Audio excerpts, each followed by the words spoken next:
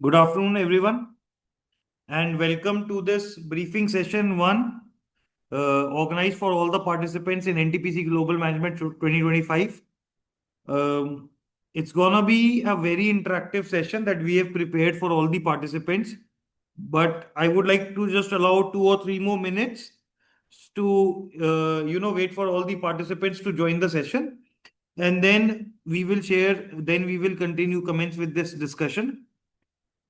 Before I share the presentation for today's session, I just want to make note if any participant would like to drop a certain topic that they would like me to discuss, or probably something that they struggled understanding.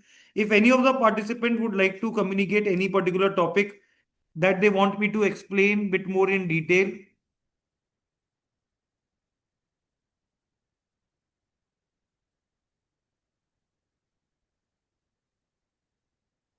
Sir, we would like to understand the quick challenge that we has given to you. How should it ideally it should be approached, sir? Because we have taken many assumptions to find out best of our abilities. Okay. So, Vipinji, that's the doubt and that's the challenge also. Because the point is, the whole idea of this exercise is, or why we do this program with the companies is that we are aware, or we are sitting with a certain set of knowledge, and now we are trying to test you guys that with that set of knowledge, how well you can run a company as its CEO. Now, to help you in this regard, that's the whole objective of doing this briefing session one. So, if I can even share my screen with you guys, the whole agenda of today's session would be that I will be discussing these income statement and administrative expenses today with you guys. Once I do so, you will you will at least be able to calculate your company's profitability, maintain your company's profitability, and that's the starting point of running any company. So I understand your doubt, and that is why attending these organizing these briefing sessions are very important from our side. And probably after the session, you will have a far better understanding of how to take better decisions for your company. So is that okay, sir? Yes, sir. Okay. Any other participant with any other query or any topic that they would like me to cover in this session? Yes, sir. Good afternoon, sir. Good afternoon, Abhishek ji. Sir, actually, I am not able to calculate the demand. Actually, I am not able to predict how much demand will be in next quarter, or how much product should be. How do we do yeah. that in real life, sir? Actually, in a situation or weather condition, this is the main criteria. So the criteria, see, one is you cannot calculate demand. So you cannot calculate this or this sold to quantity, for example. What you can see is, what you have to do is, in this briefly speaking, is you have to first analyze the historical data.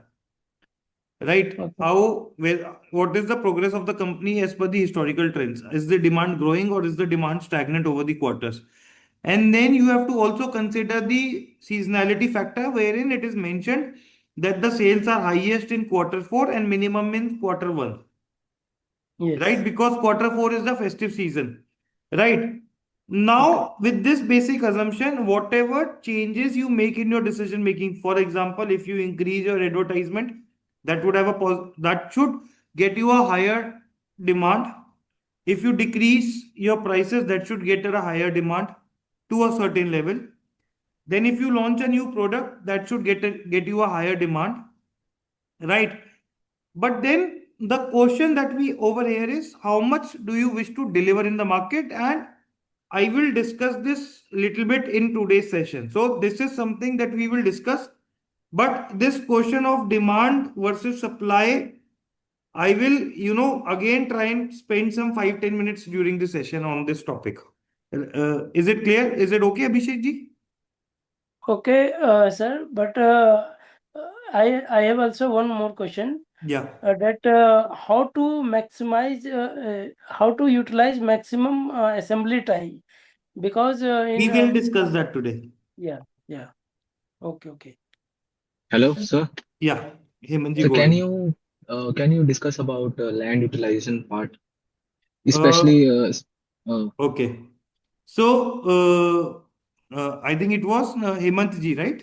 yes, yes. Okay, Hemantji, land utilization is a topic that we are covering in briefing session 2. But I am not discussing because it's a separate topic. It requires a little bit of calculation. It requires a little bit of, but having said that, uh, because it will take a certain time.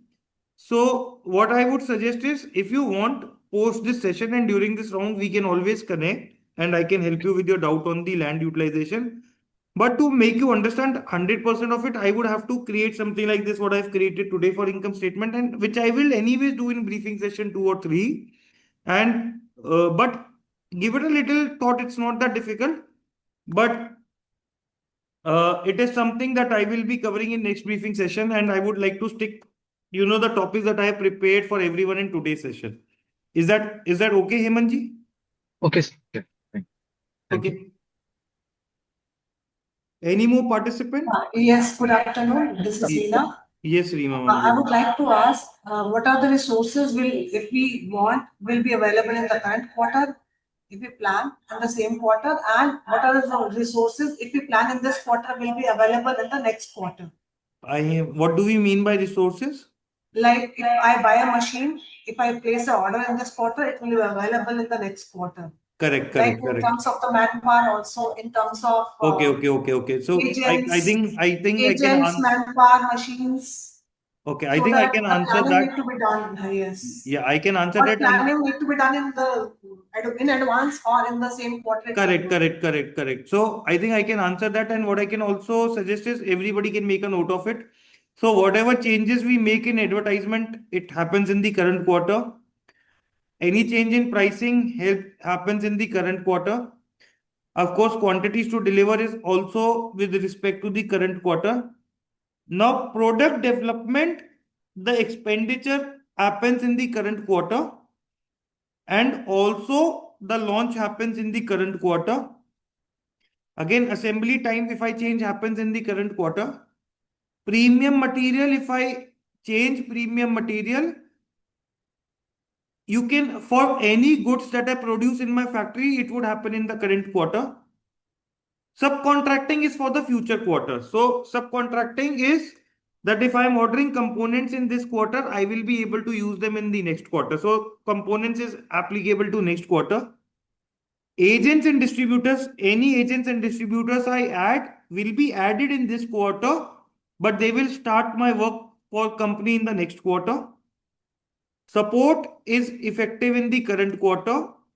Commission is effective in the current quarter. However, I believe that any decrease in this, so if you increase, I think it gets implemented in the current quarter, but if you decrease, it takes 1 quarter notice. Right, spot is current quarter, 3 month order is for next quarter, we are aware this, and 6 month is for the quarter after next. Then maintenance hours is current quarter, shift level is current quarter, website development is current quarter, number of ports operated. So any addition of ports that I do, let's say in this case it was 17 in the last quarter and the management decided to increase it to 18 in the last decision. So that 18th port or the one addition port would have increased in the last quarter, but what will become active in the 18th quarter 4, right? So again, addition of ports is a 1 quarter notice.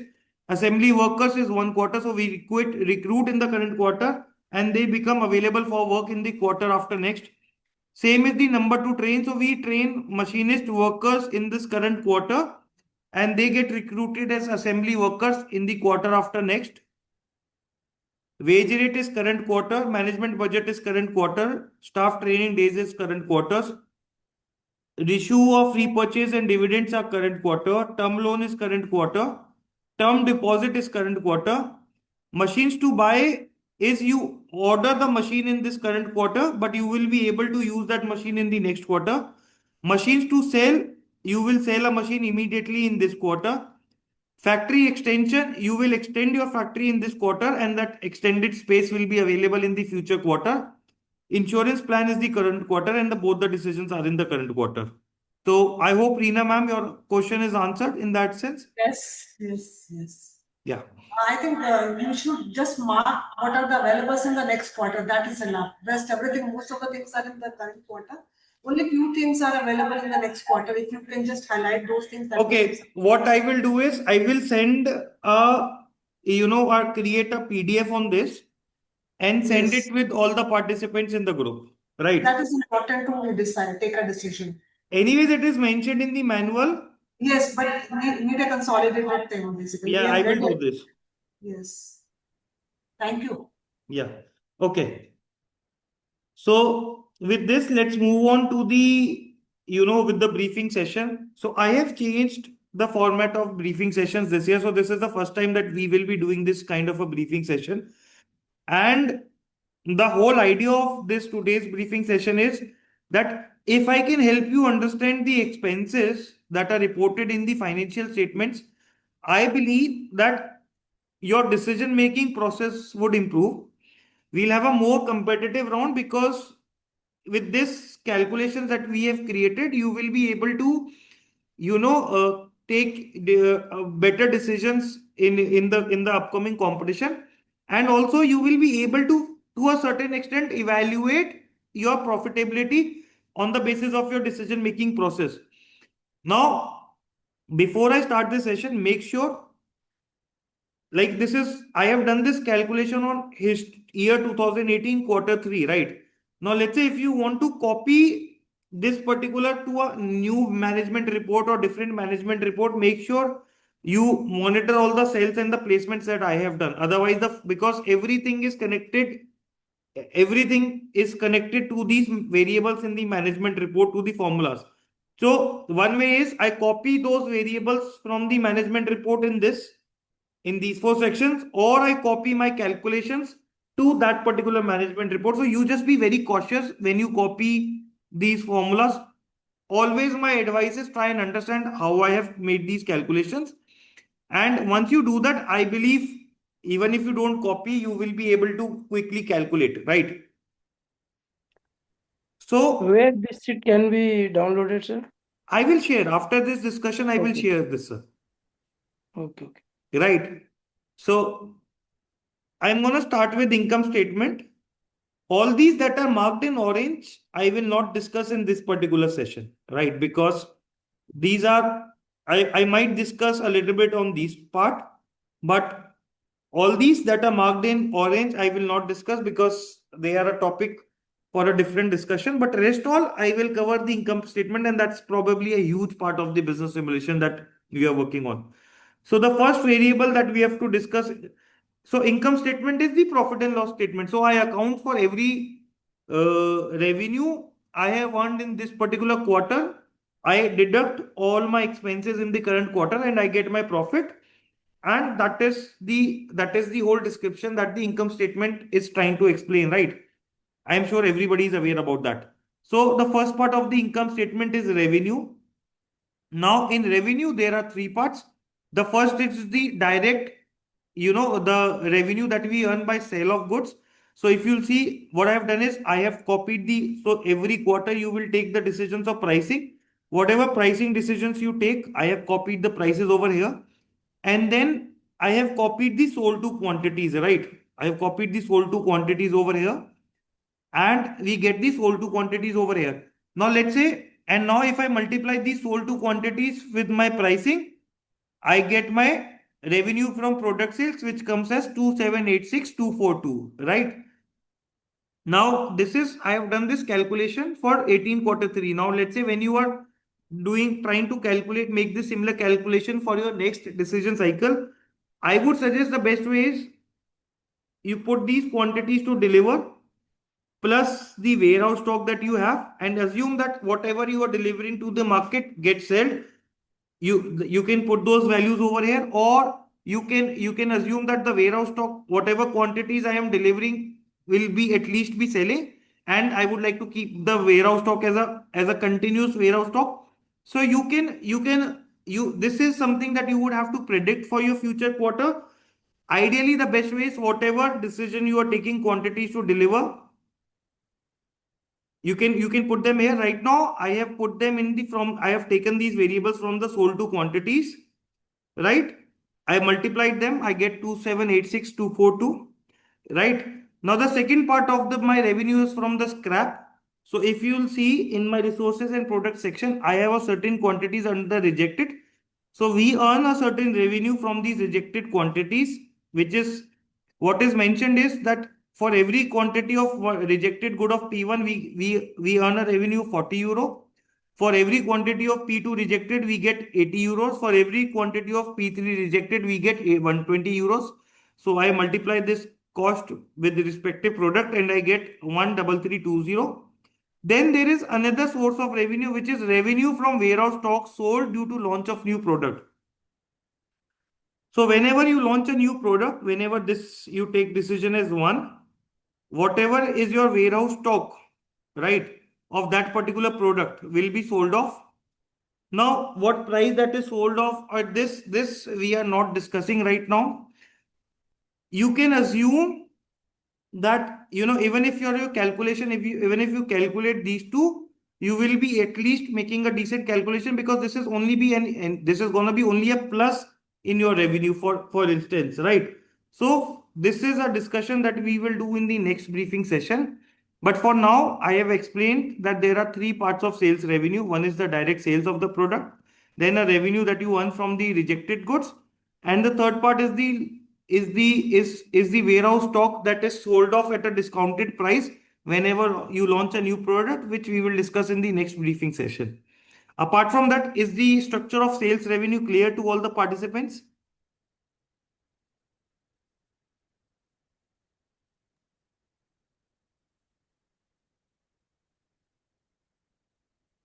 Sir warehouse product का rate कैसे final होगा?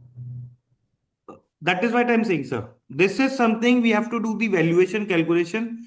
Probably this is something we'll do in briefing session 3.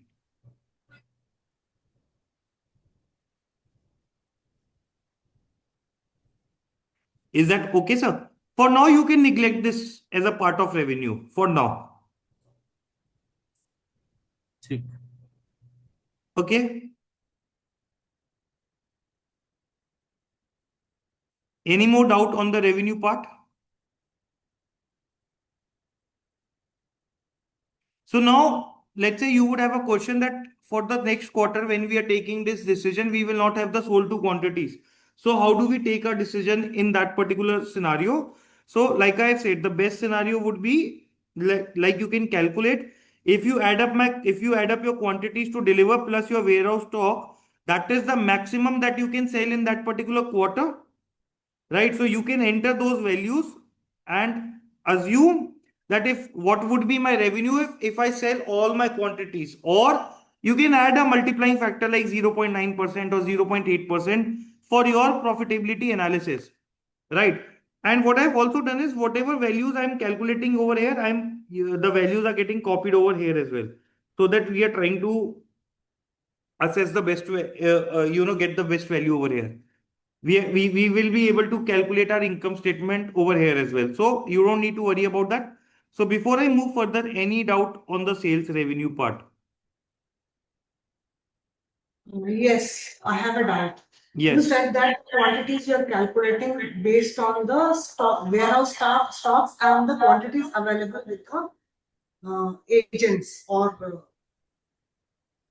location Europe or NAFTA or internet. One thing in this quarter, you will take up also the manufacturing of the units. It's not key the quantities are available in the with the agents and the various stock. that is what I It will not be manufactured in this quarter. There will be. That is what I told, ma'am. Key in this, I have considered the sold to quantities, right? Now, when you are trying to use this Excel sheet for your calculations for your decision making process, you will not have the sold to quantities, right? Yes. So now the best way to do that is, one is the sold to cannot be higher than my quantities to deliver plus warehouse stock. That is my question. Why it cannot be more than that? Because this is the product that is there in my warehouse, plus this is the quantities that I will be delivering in the current quarter. So how can it be more than that?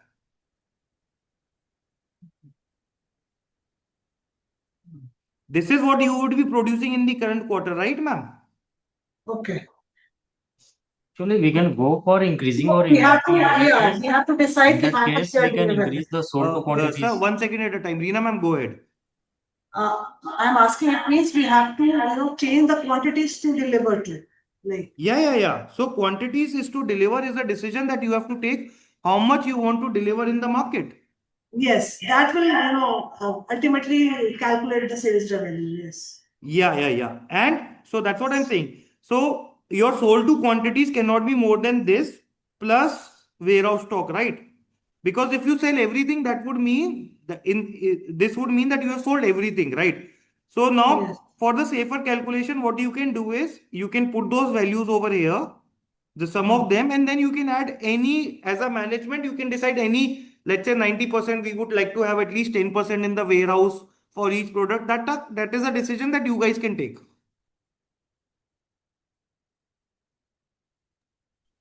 Okay. Right? Sir, go ahead, sir. I was just asking in that case, suppose the present inventory of mine is 5%, but I want to increase it to 10% for the upcoming quarter. So in that So- case, I can increase the sold to quantities. No, no. You want to increase your warehouse stock, right? Yes. So, so for warehouse stock, warehouse stock is quantities to deliver. So it is opening warehouse stock plus quantities to delivered minus sold to quantities would be your closing warehouse stock, right? Yes. So now if you want to increase your warehouse stock, see this is not in your hand, right? This is a simulation variable. This we calculate for you guys based on the decisions everybody is taking. So the quantities that you deliver, let's say if you want to increase your warehouse stock, which is a very good strategy, you should have a good warehouse stock at right now. When you to ensure that you have to increase your production, right? Yes. Right? Is that answered? The warehouse stock that we should have in our inventory? Sorry. What should be an ideal warehouse stock in percentage if we are talking that we should have in the inventory? Okay, that is a very interesting question and requires a certain see because why it's not that I cannot answer that, it's the reason why I am not answering the certain questions is because I want certain variables to be left as an advantage as a competition variable. All this I will be answering in the next briefing session. Because why I am asking it, maybe due to the transportation time we are considering the Exactly. warehouse You're stock. going on the right track, sir. Let's say, for example, in this particular case, what I can explain is, let's say if for P3 in NAFTA, I have a zero warehouse stock. If we'll do the calculation for initial 13 days, it will come around 13 days. That will you will have no sales in NAFTA because of the zero warehouse stock because it will take at least 12 to 13 days from your minimum goods from your factory to reach to NAFTA. How I have come to 13 days is a calculation of the next briefing session. But having said that, even in this case, product 2 euro, product 1 euro, you hardly have because even if I say sold to is 1669. So if I divide 1669 divided by 90 days of a quarter, I am approximately selling 18 to 16, 18 to 19 goods in a single day, right? So that means these goods will not last me for more than 2 days. That's the problem of having a low warehouse stock. Okay. Okay, sir.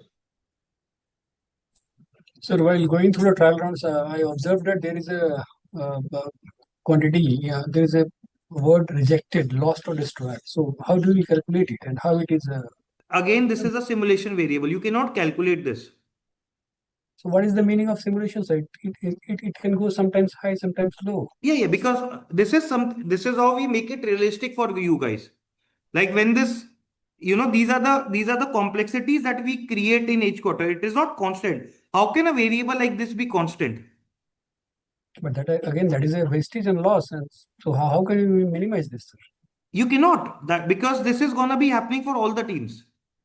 I mean, the amount will be same in fraction of percentage of the produced goods. Yeah, it will be same of the produced. The percentage would be same for all the teams. Okay, the percentage of rejection, lost or destroyed, wastage. For the the percent- rejection would be same. Lost or destroyed is a scenario, let's say, wherein in one of the scenario, let's say there was an accident of truck that was carrying your vehicle, and the whole load that was there in that particular vehicle got destroyed. That would be same for every team. So you don't need to go into that depth. What you need to know is these you cannot control. My question is, if any team, if it produces scheduled has say 4,080 and it produces say 3,000 only, then the rejection of the amount which is mentioned here would be same for that team, or it will vary if The percentage of rejection is algorithmic. That's a complex answer, sir. Thank you, sir. So is the rejection percentage related to the quality of the products No, produced? nothing. It's a simulation variable. Okay. Okay. So That is equal for all. you don't worry about that. Ideally, if you will see, if in my experience, what I've seen, since we are having this doubt, if I do this by divide by this, it is coming to 3%, right? Similarly, if I do this divided by this, I have always seen it is around, so you can assume it is coming always around 3%.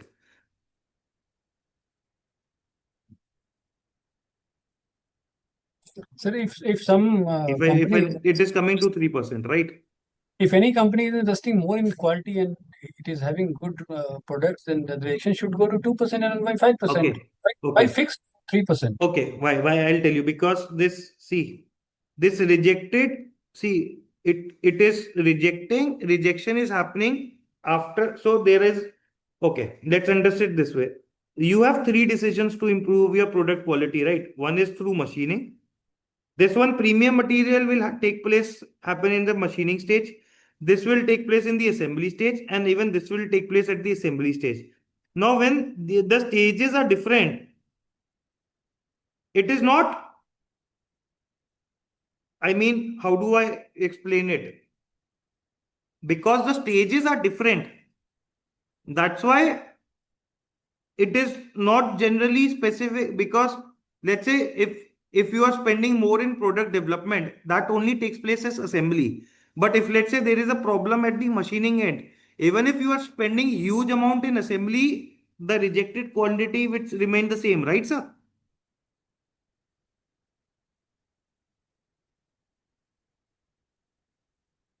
I'm just trying to make it as similar to the accident or What I can, case. let's the easier way to understand this, you can keep it constant. You can consider it. I have generally seen to be around 3%. It's a And simulation, that's a complete loss. It is not repairable or and it again is happening for all the companies in the group. Okay, sir. Fine. Let's move on. Sir, Okay. Yeah. This is happening means this is constant for all the companies, no? Yeah. Because even in real life also, production is not 100% efficient, right? Okay, sir. One more thing. This guarantee services is related to this rejected Sir, one. let us come to guarantee services one by one. I have covered all your doubts. I've tried to cover, right? Okay. So we have discussed the sales revenue. Now, okay, what is this opening inventory value and less closing inventory values? Forget about it right now. You don't need to worry about them right now. But I will try and calculate these costs for you. Now, all these 5-6 costs are related to your company's production. So before I go into these costs, we will have a brief discussion on company's production cycle, right? Okay. So I have created this little sheet to help you understand the production cycle of the company and how does this work. Right. So this diagram explains the production cycle of the company. So how it starts? It starts by procuring raw material, right? And then once I procure the raw materials, the raw materials are processed in machines, so they are machined, right? The After I do the machining, I get semi-finished products, which we called as components, right? Then the components are assembled, and finally we have the finished product.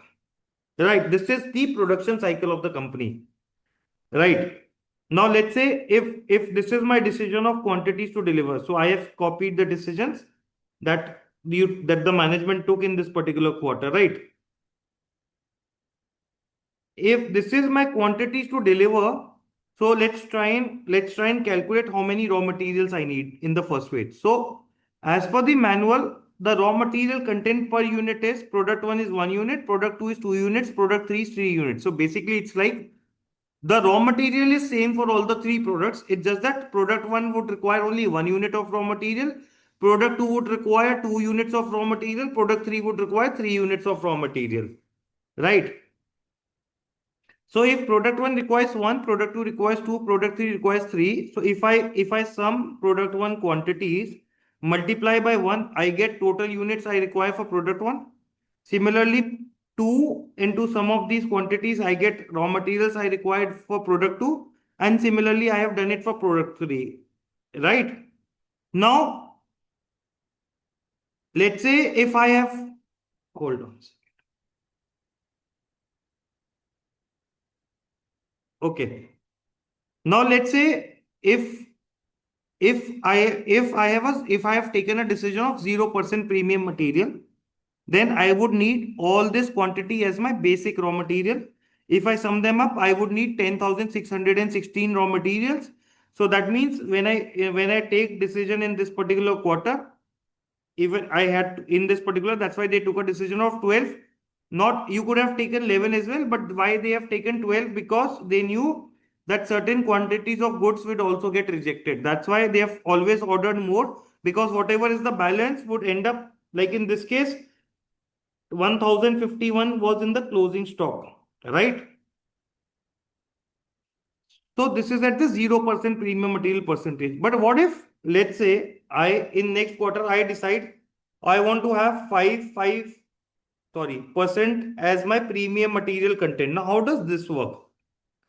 Right. So the way this works is, if I go ahead with the 5% premium material content in all the product, again, 1, 2, 3 is the units of raw material I need. Now, the proportion of my product in P1, I would have 95% as basic material and 5% as premium material. Right, okay, I can do this. Let's do it 5, 8, and 10 over here, for example. Right. Similarly, for product 2, 92% of the content of my product would be basic raw material and 8% would be premium. And for product 3, if I go ahead with 10% premium material content, so 90% would be premium basic raw material and 10% would be premium material content, right? However, the total raw material that I wish to order would remain the same, like I calculated over here. Now, 95% of this 4080 would be 3876. 92% of 3920 would be 3606. 90% of 2616 would be 2354. That means I would need a total of 9837 basic raw materials, and the remaining 779 would be premium material, that premium raw material that I need to buy. So firstly, is this calculation clear?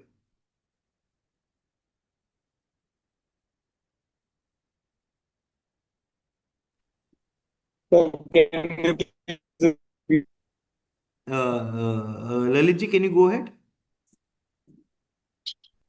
Can you please repeat? Actually, there was some network issue. Okay, till which part did you understood, sir?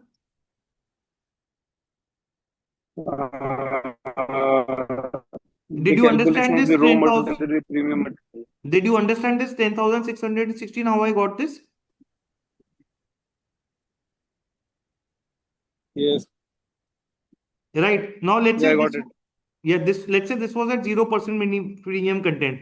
Now let's say as a management, I decided that I want 5% premium content for product 1, 8% for product 2, and 10% for product 3, right? Now, if I go ahead with this particular decision, that means for product 1, my basic material content would be 95. For product 2, my basic material content would be 92. And for product 3, it would be 90%. I've just minus these content percentage from the base from 100, right? Now, this is the raw material count that I need. Quantities, total units multiplied by the per unit, right? This is the quantity I need. So 95% of this would be 3876. That is the basic raw material. Similarly, I have done it for all the other products, right?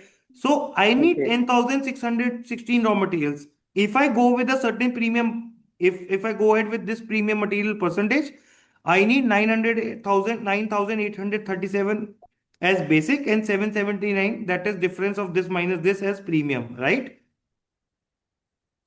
Okay. Excuse me, what is the benefit of premium material? Sorry? What is the benefit of using premium raw material? Okay, let's say there is a soap which is a white colored soap. And now let's say I introduce a soap, white colored soap with a small fragrance of rose. That rose is the premium material, for example. Sir, I'd like to ask the question that Yeah. it is not, you have explained the significance of introduction of the premium material, but my question is towards the impact of the premium material introduction in terms of budget and in terms of marketability quality. Okay. So in terms of budget, it is something that we are, but what I can say is, okay, even if I am not explaining the calculation part of it, but what I can explain is, one is, if let's say a cost of basic raw material is 100 rupees and I'm going as per manual, the cost of unit premium material is 150. So it has a severe cost impact, right? And secondly, it is something that you don't do astronomically high, because if you see, if you do it, let's say 80%, 100%, and let's say, because the market is price sensitive. So let's say if you can afford a product, let's say, which is in the price range of the competitors, and you are offering a certain premium content, if that the others are not offering, you get a certain advantage to that. But if let's say all of the others, let's say you are offering 5% and the others is also offering 4%, and another team is offering 3%, right? And let's say the price of this one is 310, this one is 312, right? For example, right? So then this becomes a contradicting, then this is where the simulation part comes in, which will analyze, like in this case there is not much difference, right? But let's say if you made it to 320, then probably a price sensitivity factor would come into, right, which you cannot calculate. That is an algorithmic variable. But what you can do is, yes, if you add a certain premium material content to your product, that will have a positive impact on your sales, and it should be something that you should be able to manage within your existing sales, within your profit and loss statement, right? So is that answered, sir? Sir, I have a question, sir. Yeah, no, wait. Let me complete with the previous participants round. It's not 100%, sir, I got it, but Yeah, because it cannot be 100%, because I am not doing this calculation right now. But by the next week, but if you want, post the session, we can always connect and I can help you with the doubt. But mathematically, because I cannot cover all the topics in one briefing session, that's why we spread topics over the briefing sessions. Right now, I am going through the topics that I know are very essential. I also have a query. Yeah. Yeah, Durgesh, go ahead. Can I go ahead? Yeah. Yeah. So, sir, as you just said, the market is price sensitive.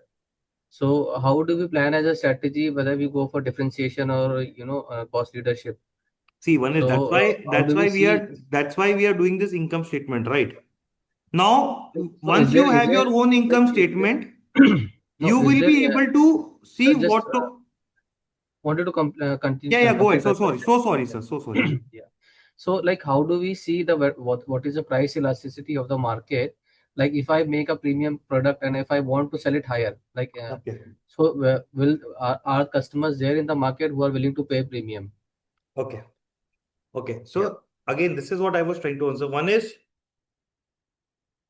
as a management or as a senior management or anybody would first calculate your profitability, right? What is my margin on sales, right? And then if my cost of, if after this discussion, if let's say we'll find ways how to reduce my cost, let's say I get certain margin in my revenue and cost, right? Now I throw in some add-ons into it that will drive my revenue.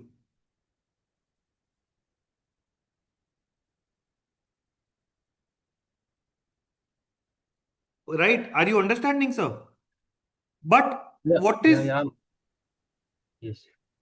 you know, as see, there is no data that can be shared that, you know, this even in real life, management, the senior management cannot have foresee the actual impact of their decision making. What they can see is, what they can decide is, if let's say add a certain premium material content, it will have a positive impact on my sales and it will not have a long impacting impact on my profitability, right?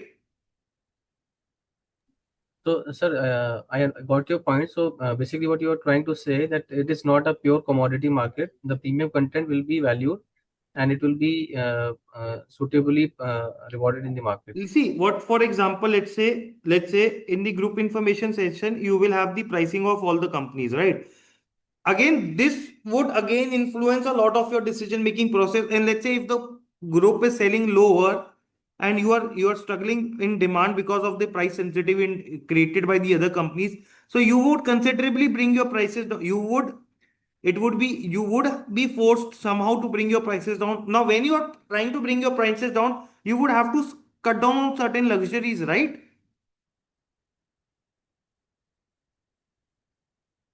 Right, sir. And then also what you can do is, let's say product one is more price sensitive, then you can experiment with premium content in product three. It is not mandatory Sir, that I have to so is have a there premium. any, sir, for the first decision round, is there any thing in the reports where I can get which product is more price sensitive and which product is less price Yeah, sensitive? yeah, that is there. So Which is a commodity market and which is a, yeah. see, product one, so it's like three cars manufactured by one company. Product one is a cheaper one.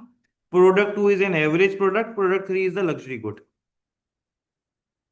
So So, the but on price the basis of sensitivity in price, product, we cannot say, sir, whether it is a cheaper product or maybe the costing is also higher. So, what are the high margin products and what are the low margin products? so Wherein I this is can. what I'm saying. Product three is the higher margin product. Product two is a average product, and product one is a low margin product. But that's why it is sold the maximum. It has a lower demand in market, product three, compared to product two and product one. That's why, you know, the customer buying, see, it's the same product, right? It's, you can assume that there are three kinds of soaps manufactured by some company. One manufactured by at 100, other is at 200, and the third one is at 400, right? Okay, so these are basically same products with different variants or on the different price segments. Yes. Okay, got it. Yes, Rohit, go ahead. Yes, sir. Sir, as you said about this premium content, so basically you said there is no long impact on the profitability. There won't be any no long impact There is on it. significant impact on profitability. Significant impact will be there. So Yeah, because but if I have questions, sir. So how does it work if I am providing a premium product at a comparable price, or if I can go for a certain difference in the prices also? What are the factors that are going for the customer that they will choose a premium product? Suppose if you are saying cost of a product one is 290 rupees, and I am having a premium product of product one, or suppose it is product three also, there is a price difference of 20 rupees. So what are the factors that are going to decide that the customer will be choosing a premium product instead of a normal product? okay, it is, if you are a customer, sir, if you are a customer and you go to a supermarket, right, and you want Yes, to sir. buy, again I go back to my example, you go on to buy a soap that is for 100 rupees and another variant is for 150 rupees. Yes, Now sir. this one is without smell, right, and this one is with fragrance, right? I Yes, ask sir. you, which product would you buy? But sir, suppose a No, 100 no, let's rupees let's let's go product through is the let's go from through a company that is not Peers, and 150 rupees is from a company that is Peers. So how we are going, what are the factors that will differentiate of the pricing also, sir? That is why, see, we have to go through the entire income statement for that. One is that part. Secondly, the answer that you are asking is how much, basically the question is what percentage of premium product your answer is asking me the elasticity. Let's say if I go with 2% premium product, what increase in demand I can assume in from that, right? That's Yes, the sir. question you're Maybe asking, right? maybe that. Now, the problem is in that is the beautiful, that is why the simulation is challenging, because even in real life, you do not have this such elasticity. What you can do is you can, because one is why you cannot have this is one is you will not be able to see the premium material content that the other companies are implying in their group, right? And then this We is will not not the be only getting that data, factor na, sir? involved in the creation of demand. So that is why what I am saying is, if I am saying a different statement, what I am saying is, don't just add premium material for the sake of adding. If your profitability, if your income statement after doing all these calculations is giving you a certain profit margin, you should always try to increase your sales, or at least to ensure your sales. You should always try and break your market. You can try and break your market by adding these add-ons. Is that answered, Rohit ji? So if I am going to start a company, so first of all I should focus on my sales. The Yes. premium content comes afterwards. Exactly is my answer. That is what I'm trying to say. Once I sort my basic calculation, see, because I cannot exempt this, right? Okay, sir. Sir, I have a question. Am I Yeah. audible, sir? Yeah, go ahead, Milad ji. Sir, suppose I have added 5% premium material. So Okay. my total material requirement is suppose 12,000. So I Okay. have calculated 5% is the premium material, but I choose to purchase 14,000 product, 14,000 raw material. Okay. So 12,000 I have used this quarter. All 2,000 will remain for the next quarter. Yes. And suppose for next quarter I have increased my premium content. So will this affect my 2,000 material I Okay. have from previous quarter? Okay. So will this I affect in my fact I quality of forgot product? to. Yeah, I got it, sir. Okay. Let's say if this is my premium material decision that I have taken, right? Now, in this case, I required 779. Now, when you take a decision over here, materials to buy, this is you are only buying the basic raw material. The premium, whatever is required, is automatically bought by the simulation by the company. Like in this case, 779 would be automatically bought by the company. You don't need to take decision for that. So now coming back to your doubt, let's say if Okay, so 2000 for is the this quarter only for this quarter it will purchase so there will as never per the be a requirement of closing this stock quarter of only. premium raw material. Okay. So all the material we have available is basic material. Premium will be for the same quarter. Purchased, used, and zero. Got it, sir? Okay. Okay. I just wanted to see the price of the premium material in anywhere in the sheet, sir. Okay. I think I should be able to. Okay. I request if we can avoid annotations on the screen, please. Okay. So the price of premium material is, so this is the price of inventory in dollars. So for premium material, we have to only consider spot price, and the price of 1000 goods in US dollar would be this multiplied by 1.5 for premium material. This is in US dollar, and this, if I multiply by the exchange rate, which is 0.85, this is the price. So the basic raw material is coming as, so this is the premium, and the basic raw material price is this. So this is for 1000 quantities. So that means if I subtract this from this, and then if I divide this by 1000, I get my premium raw material, 1 unit is 32 euros expensive over basic raw material. Got it, sir? Please repeat, sir. Okay. So this is the spot price. Hold on. This is the spot price. This is basically that this is the price at which you can purchase inventory in the next quarter. Now, if it is 76,915 US dollar for 1,000 units, right? So the spot price for premium material would be this price multiplied 1.5. It is 1.5 times of the spot price. Right.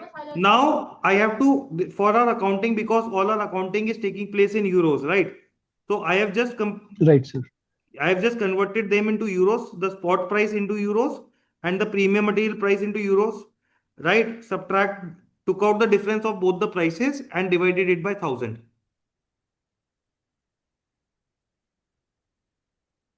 Got it?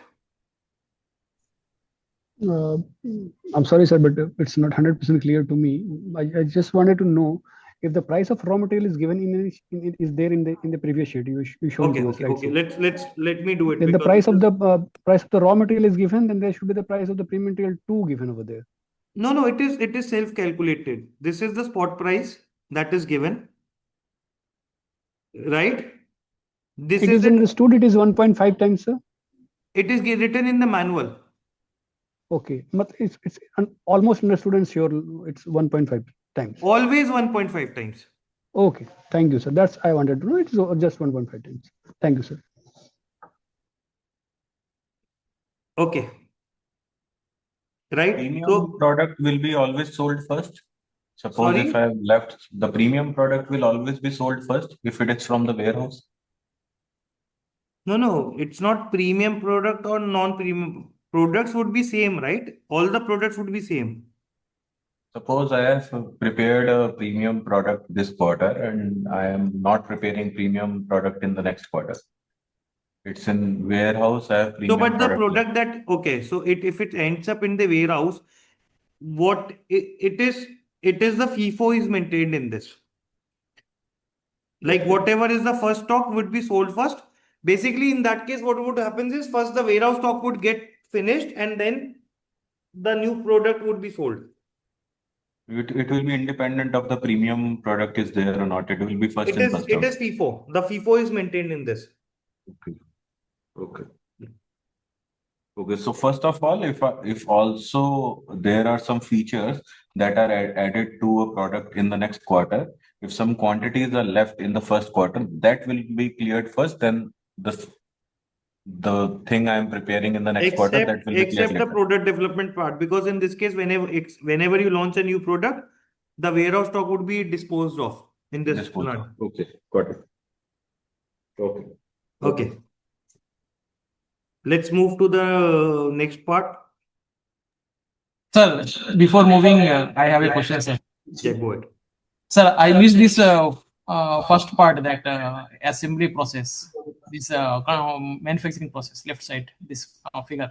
Sir, let's try and go ahead. It's there in the recording, because otherwise I will not have time to, because let's see if we have covered something. I say if we can refer to recording, that would be very helpful to me.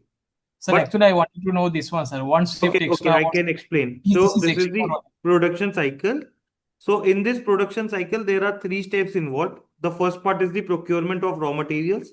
And of course, you have an option to buy premium materials, which we just discussed. Now, once the raw materials are procured, they go to machines where they are machined. After the machining is complete, we get a semi-finished product, which we called as components. We get components. Now these components, they go to assembly workers for assembly, and finally we get the finished product. Right, sir? Okay, sir. But sir, we are selecting only 2 shifts in our decision sheet. What I have seen is, so I am coming to that shift. If you can see, we are discussing that now. Okay, sir. Okay. Now, so we have procured the raw materials. We have the inventory available. Now the next part is, of course, once we have the raw materials, they will go to the machining department for the machining. Now, in this machining part, there are 2 things involved. One is the machines and the second part is the machinist, right? So the basic factor or the most influential factor in this is the machines, right? Because the entirety of our calculations is based on the number of machines we have and the production capacity that we can have from that machining. Because you would have seen, right? Every plant has its production capacity, even in real life, right? Let's say, for example, even the NTPC power stations, they have a certain energy generating capacity, right? So similarly, in this case, right, if I go to our resources and product, in the last quarter, I had 10 machines that operated in 2018 quarter 3. I took a decision to buy one more machine. So the machine was bought. And for quarter 4, I will have 11 machines. But for right now, for my calculations, because I'm trying to match the calculations in this particular quarter, we have to consider that we have 10 machines, right? Now, there is one decision that we have to take is the shift level. Now, what is this shift level? Right, that this is very basic to understand. Let's say you have 24, there are 24 hours in a day, right? Now, if I work on shift 1, my factory work only for 7 hours a day. Right. That is, I will have machinists.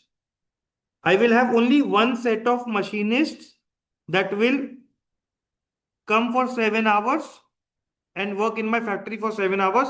And for the remainder of the hours, the factory would not be working. Right. If I go for shift 2, I will have 2 shifts of 7 hours. And for as far as machinists are concerned, I will have 2 sets of machinists, right? Why 2 set of machinists? Because one set of machinists would come in this shift and the other set of machinists would come in this shift, right? And if I go with shift 3 as my decision, I will have 7 of morning shift, 7 another shift, 7 another shift, and I will have 3 set of machinists in this particular scenario. Is this understanding clear firstly?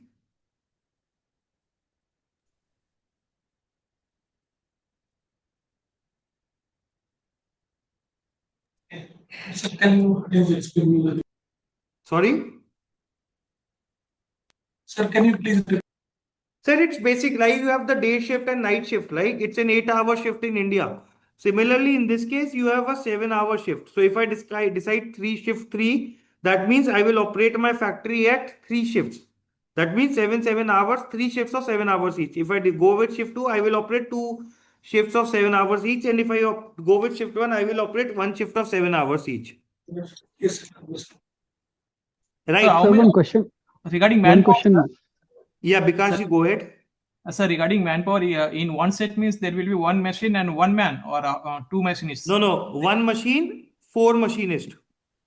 So 1 machine is equal to 4 machinists. Yeah. In this case, 2 set, that means 1 machine, 8 machine. 8 machinists in this case and 12 machinists in this case. Okay, this is for production side, manufacturing side. Yeah. And for assembly side, sir? Sir, let's go step by step. Okay, sir. Okay. Yeah, I had another participant with a doubt. Yes, sir, I had the doubt. It's 7 hours or 8 hours, sir? Sir, it's 7 hours. So we are not doing it in India, sir? Sorry? We are not working in India. I mean, we are not considering Indian time. No, the company is based in Europe. We are having a production facility at Europe, right, sir? Yeah. Same the land and everything. Yeah. There was one more term, some subcontracting.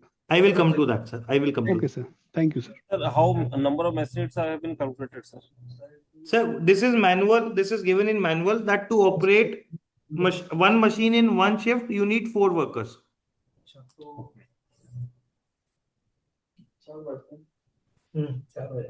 But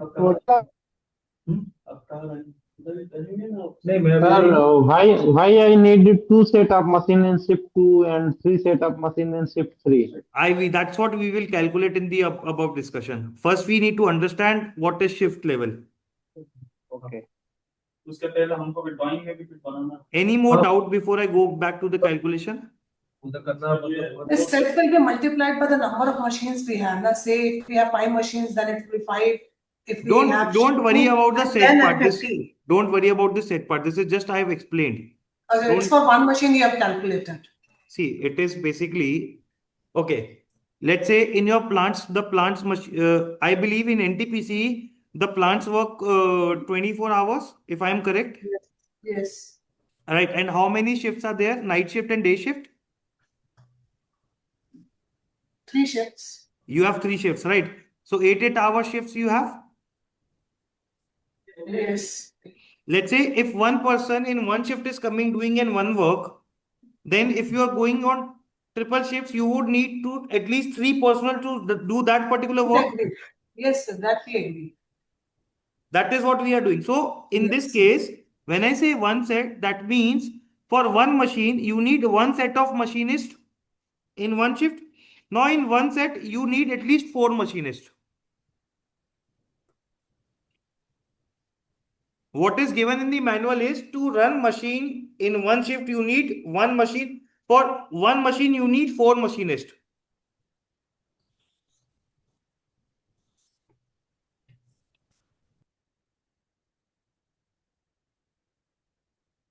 Is it clear, ma'am? Yes, yes. Okay. So it's a 5 days a week or 5? We're coming to that. We're coming to that. Right. Now, Okay. what is mentioned in this table 7 is interesting is that if I run at shift level 1, the maximum hours that my one machine can give is 576 machine hours. If I run on shift level 2, the maximum hours that my machine can give is 1068. And if I run on shift level 3, the maximum hours my machine can run is one machine can give is 1602 hours. Right. How are these coming? I will calculate for you over here. And right now, on shift, let's do the calculation of Monday to Friday. Right. So we have 90 days in a quarter multiplied by 5 days, Monday to Friday, 90 days in a quarter multiplied by 7 hours, right? Sorry, what mistake I have done? 90 days. Sorry, not 90. Okay, this would be, okay, yeah, my bad. So I have 12 weeks in a quarter multiplied by 5 days because I'm doing it for Monday to Friday and multiplied by 7 hours in a day. I get 420. Similarly, 12 weeks in a quarter multiplied by 1 Saturday because there is only 1 Saturday in a week multiplied by 7, I get 84. That's how this 84 is coming over here. You can see this is what is mentioned in table number 16. Now for Sunday, the catch is 12 multiplied by 1 multiplied by. Now on Sunday, I cannot ask them to work for more than 6 hours. This is a predefined condition in the manual. I get 72. So that's how I get the number of hours. This is the maximum that my machines can operate. If I sum them up, I get 576. Is this calculation of shift 1 clear?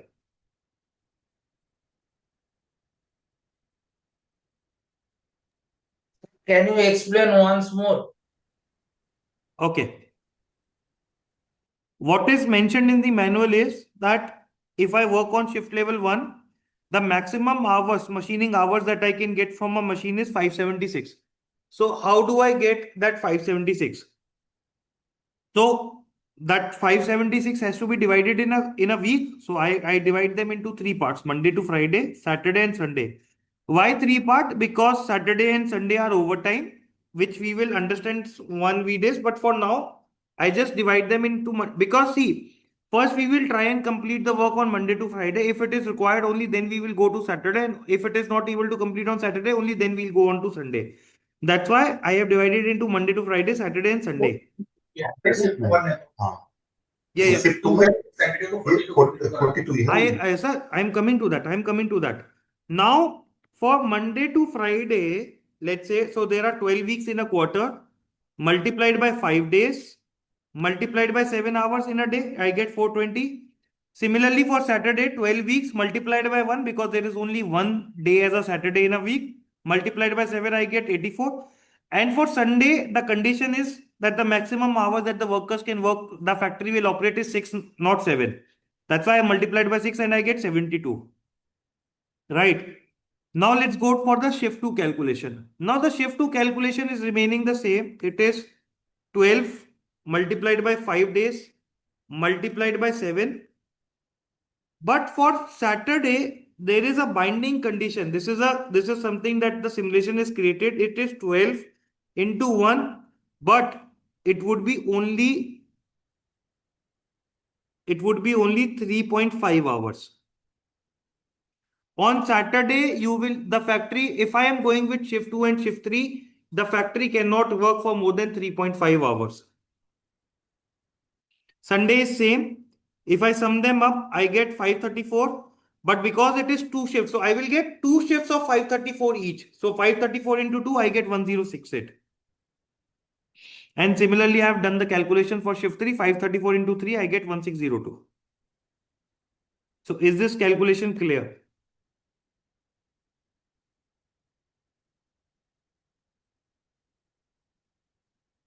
This understanding is very important for our further discussion. Sir, repeat that how we got 42 once again.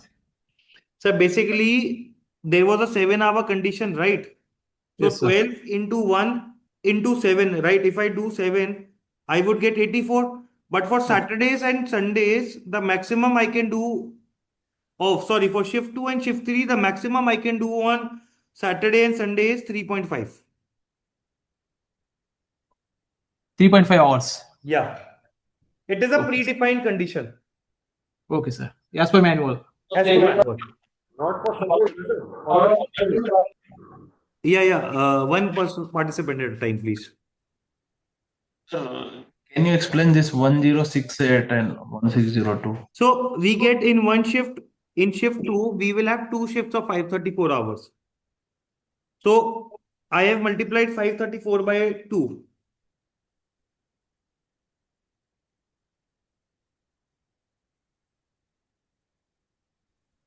Sir, for Sunday it is 72 hours, na? For Yeah. Sunday they can work for 6 hours. Before that, that participant that had a doubt how 1068, is it clear now, sir? In shift 2, there will be 2 shifts. When we are counting shift 1, shift 2 jointly, how? No. It is like NTPC. If I am working in this, I am only working, my factory is only working for 7 hours. In this, my factory is working for 14 hours. In this, my factory is working for 21 hours in a day. Okay. So means shift 2 means not only the shift 2, it is shift 1 plus shift 2, right? It is shift 1 plus shift 1. Shift 1 plus shift 1.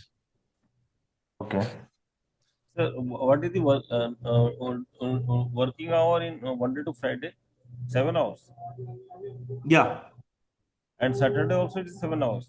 Only for shift 1. Okay.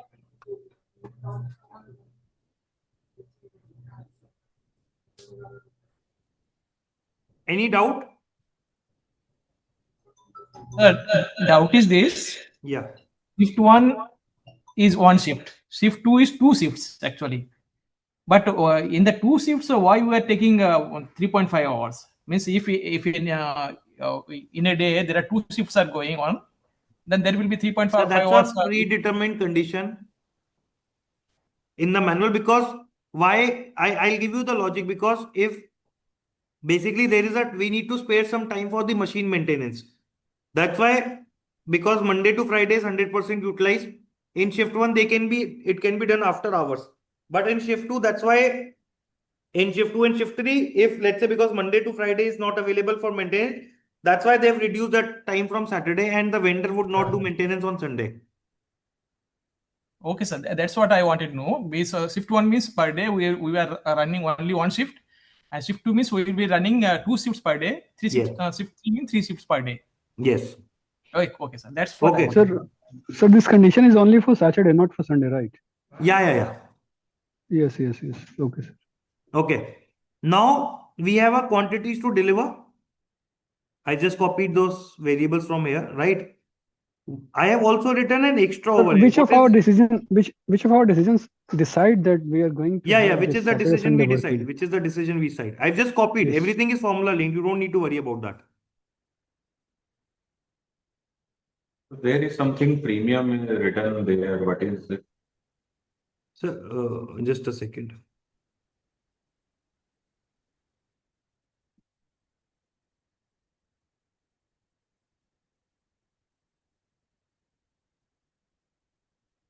Yeah. Where, sir? Shift premium. Shift premium, sir. I will come to that, sir.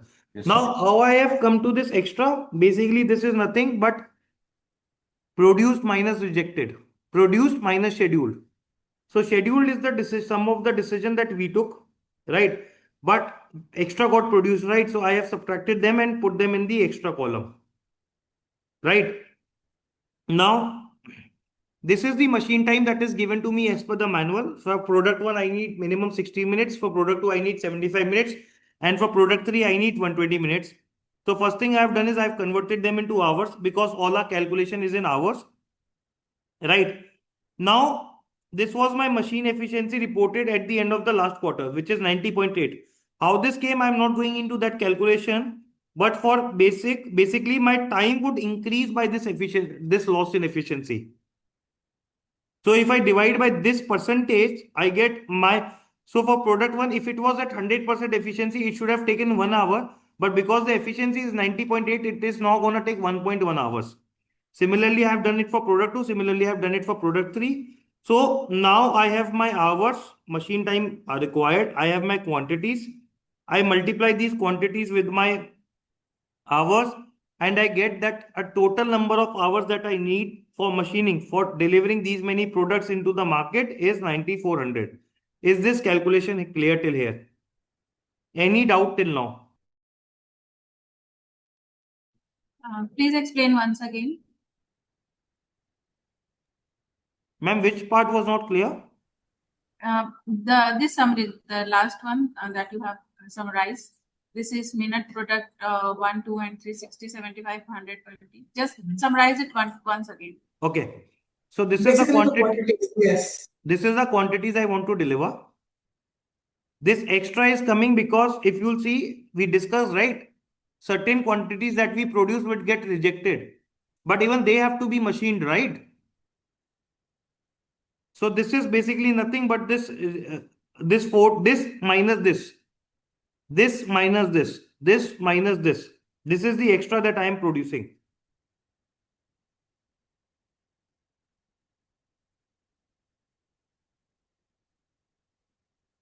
Right. Now, this is my machine time given in the manual, 60 minutes, 75 minutes, 120 for P1, P2, P3 respectively. I convert that into hour. I count that for my machine efficiency. So my machine time would increase from 1 hour to 1.1. And then I just simply multiply this with my quantities. I get 9400. Even if you'll see, it is 9398. So we have almost accurately calculated it. Sir, here we can see the working hours, shift 1, 2, 3, right, sir? I will come to that. I will come to that. But in 2018 quarter 2, the data we had only 2 shifts, not 3 shifts. No, shift is a decision that you have to take.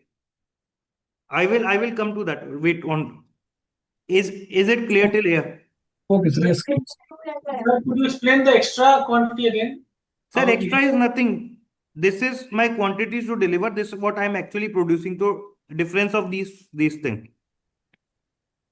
Okay, so it will go into inventory. It will this also I am producing, right? So this also I have to account for the time, right? Yes. But it will go into inventory or No, we discussed, right? It will be sold at the scrap value.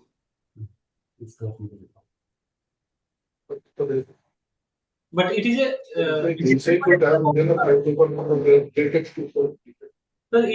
rejected material or just extra material? Rejected product. Yes. Is it rejected product or just material produced? No, rejected product. Rejected product. This is 3%, part of 3%. Yeah. Is it rejected or extra? Rejected. That is 3%. Generally, I've seen it to be 3%. Yes. Okay. 3% also include the product damaged that we first discussed on the sheet. No. So this is what? That will be Rejected. different. It is the sum of these Lost two and basically. profit. Rejected that we are talking about. Yeah. Okay. Now we got these figures 576, 1068 and 1602. Now in this case I have 10 machines available. That means at shift 1 my production capacity is 576 into 10. In shift 2 my production capacity is 1068 into 10. And similarly for shift 3 my production capacity is 1602 into 10, right? Now that is what I have copied over here. Now the minimum machine time I need is 90,000, 9400. That means if over here, if I take a decision of shift level 1, my production would fall short, right? So either I have to go with shift 2 or shift 3. Is this assumption clear? Sir, repeat one second, sir. So we calculated that we need 9400 hours of machining, right? Now Yes, in sir. shift 1, the maximum machining in the existing infrastructure I can get is 5760. Shift 2 is 10,680 and shift 3 is 16,020. That means if over here I take shift level decision as 1, my machining will fall short, right? Yes. Because after 5760 it will stop producing the products, right? Because there is no machine time available. Outsourcing option is also there.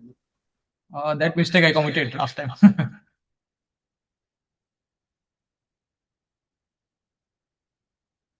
Okay, sir. Continue. Okay. Now in this case, the management decided to go with shift level 2. So that means if I go with shift level 2, I can work a maximum of 840 hours on Monday to Friday. I have just 420 multiplied by 2. I can do a maximum of 84 hours on Saturday and I can do a maximum of 144 hours on a Sunday, right? So then I multiply it by 10 machines because I have 10 machines. So I get 8400 hours maximum I can do on Monday to Friday. 840 is the maximum I can do on Saturday and 1440 I can maximum do on Sunday. Right? I need to work for 9400 hours. That means 8400. The maximum I can do on Monday to Friday is 8400. I am still left with Saturday with 1000 hours. That means I have to go on Saturday, Sunday. The maximum I can do on Saturday is 840. I am still left with 160 hours. I will do 160 hours on Sunday. Is this bifurcation clear? So it's clear, and how it relates with the men. Sorry, can you repeat again? How these machining hours are related with the men, the number of men we decide over there. No, it is related to machines. Let's say I have 10 machines and I am going with shift 2. So the number of machinists I would need would be 10 into 2 into 4. Sorry. 80.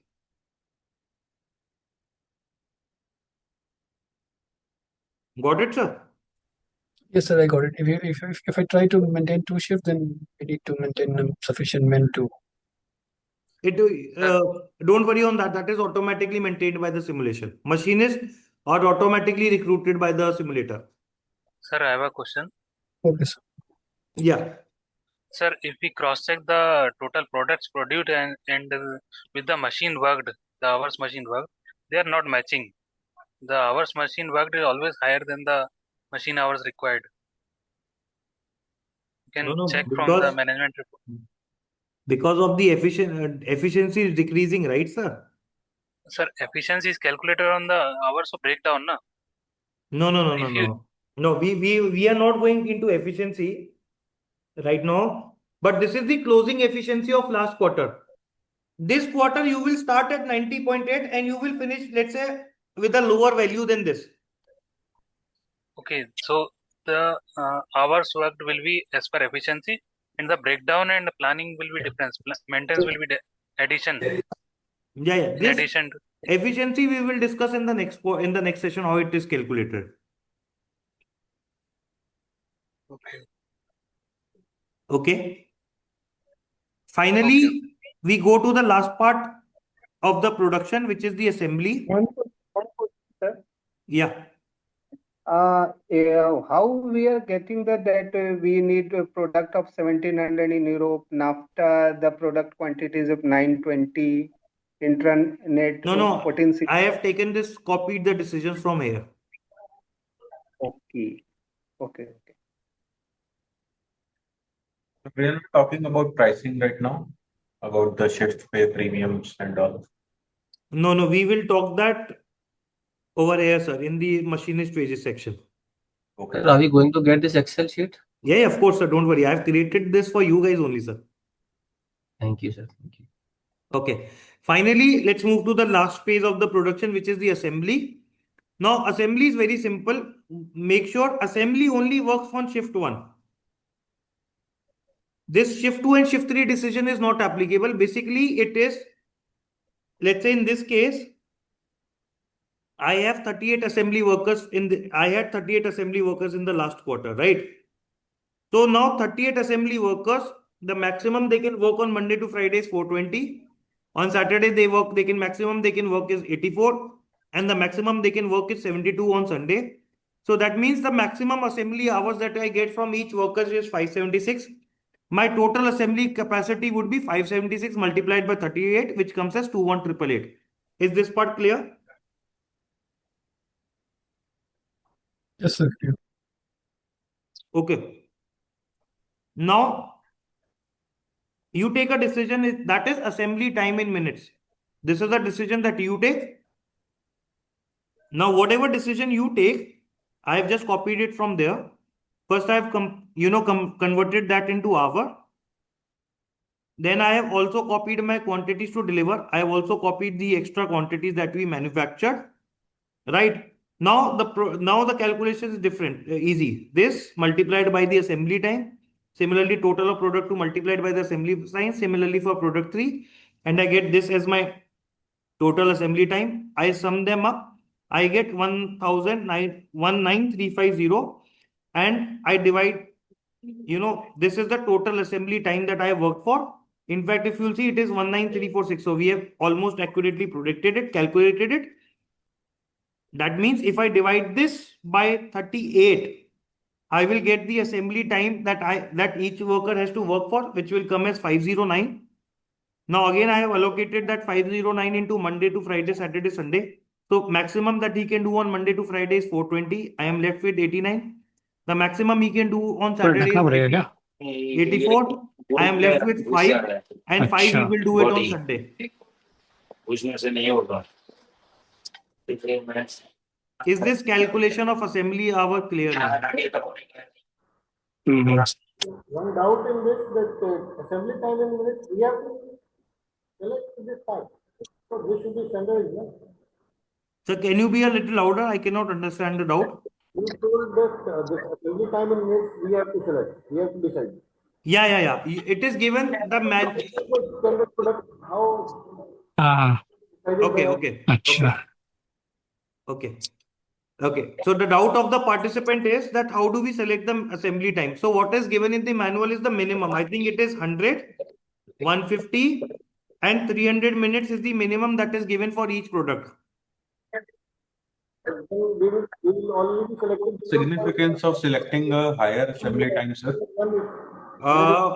Better quality of product. What do you mean by better quality? It means finishing is more, or how it is going to impact the market? Yeah. Okay.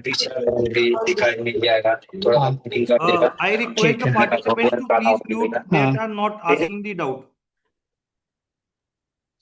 Okay, one at a Can you display the manual also? Sir, 1 second, sir. I am not able to hear you. Okay, can you display the manual also? The manual for what? When we are referring the things, na? assembly times and this. If you can show in that where it is given in this. It is okay. For instance, I can show you. Um,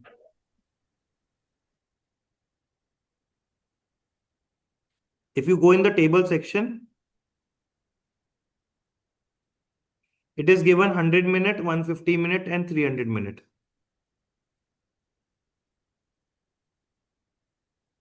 Okay.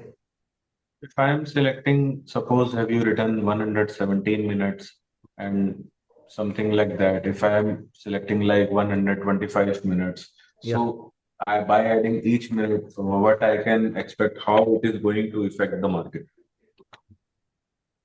I will come why you would have to manipulate this. I will come to this, once I do assembly wages calculation. For now, just understand how this calculation works. I will answer this doubt. Okay. So these working hours we are calculating for assembly of the product, but for Assembly machining, workers. Assembly workers. we don't want to, don't need to. We have done it, right, sir? Oh, for this we have to, by selecting this one, we'll select which shift we are going to. Yeah. Okay, sir. Sir, working hours last sheet 8950. What is this? Sir, 509 minus 420, I get 89.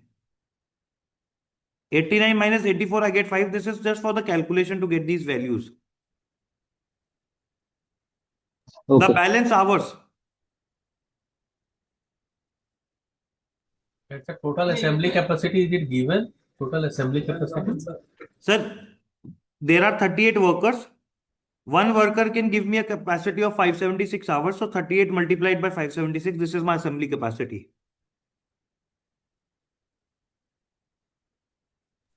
Okay.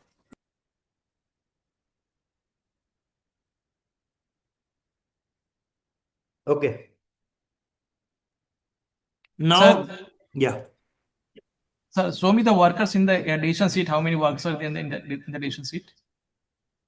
No. It's here. Now, for example, for the next quarter, in 18 quarter 4, you have 42 assembly workers. We are taking this 38, this start of the quarter. So 38 had worked in 18 quarter 3. In quarter 4, 42 will work. 42. Okay. Okay, sir. So one query, sir. Yeah. Whatever the assembly time we have taken, sir, decisions 117, 175, 350. Yeah. So can we reduce it to standard in the whatever decision sheet we can do? I will come to this where you will find it necessary. Because standard time is sir something different, na? No, you can do it the new... minimum. You can do 100, 150, and 300. Okay, this is our decision. Based on that, we can change it as per our. You cannot go below this. Whatever decision we have already increased. No. If you have increased, you can reduce it. Reduce it now. Okay, this is the only question. Thank you, sir. So just to, if we increase the assembly time, how does it affect the profitability? Sorry? If we increase the assembly time, then what happens? And if we decrease the assembly time, what happens? It's a product quality variable. I'm spending more time in the assembly of my product, so I am the chances of rejection decrease to a certain extent, but that is not also very extensive. But you would need to use this variable to manage the assembly wages. That is where, which I will, like I said, I will come to that discussion post we complete this discussion. Okay, sir.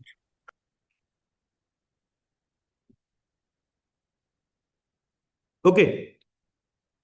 So we have understood the production, program. I'll take a 5 minutes break now. We connect back at 16:35 and we'll quickly, at 35, we'll have a 5 minutes break. We connect back at 16:35 and we'll now, based on our understanding, we'll try and calculate all these calculations now. Okay. So we'll have a 5 minutes break now.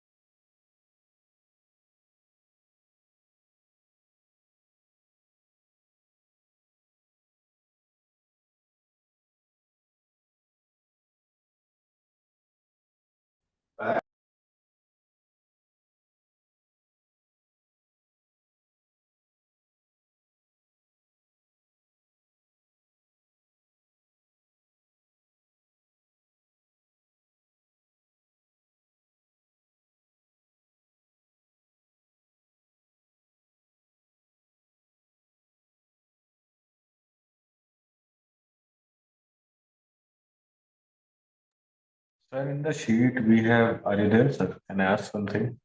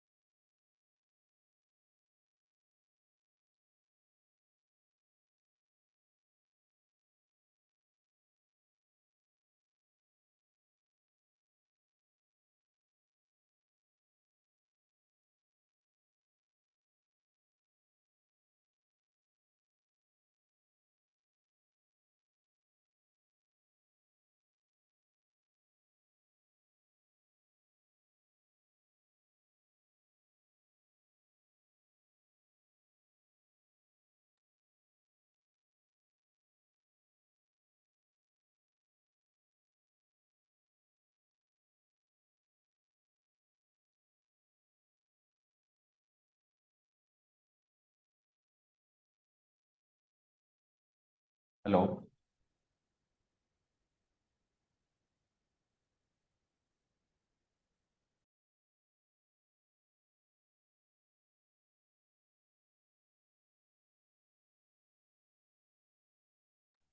Yes, Rohit ji, go ahead. You had a doubt. Sir, there is something called as maintenance hours per machine. We are doing that. We are doing that in this. Okay. Yeah, I have got it covered in somewhere.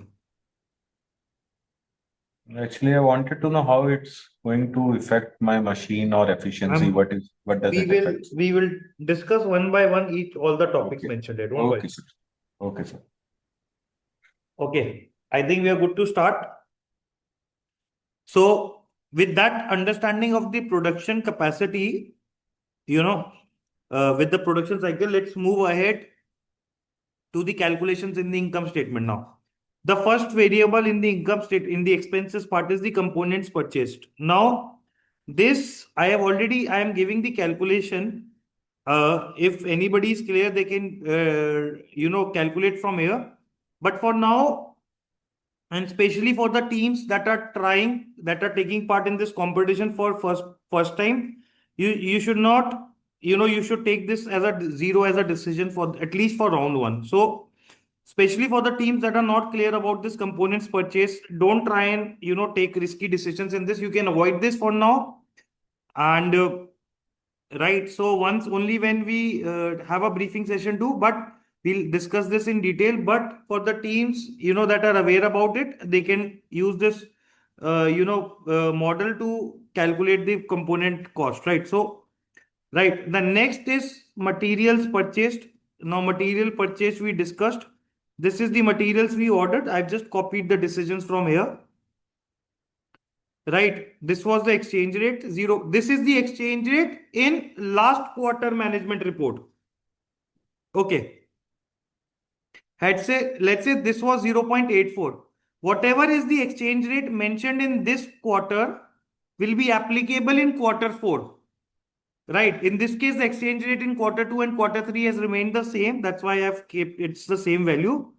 But whatever is the values that are mentioned, especially in this particular section, will all be applicable in the next quarter. Right. Similarly, previous quarter material price on spot. Right. It is 76981. If you'll see over here, it is 76951. So I have copied these variables from the previous quarter management report. Right. Now we simply multiply this by exchange rate. I get my price in euro. I have calculated my price over here in euros.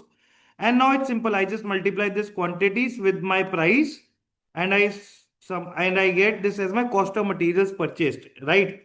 Now the next is cost of premium material purchase. We have done the calculation of premium material You can calculate the cost on your own. It is 1.5 times of this, but I will be anyways sharing this in the next session. And then there is cost of material bought on spot. For example, let's say, what is this bought on spot? Let's say in this case, I needed 10,616. I only ordered 10,000, right? In this case. So 616 would be bought by company on spot. Right, they bought default. Sorry, it is not spot. The right word is bought. Cost of material bought default.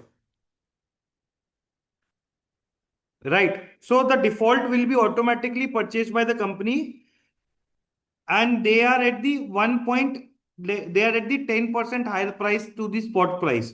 So again, this is something that you can figure it out. I will again put it in the next briefing session, anyways.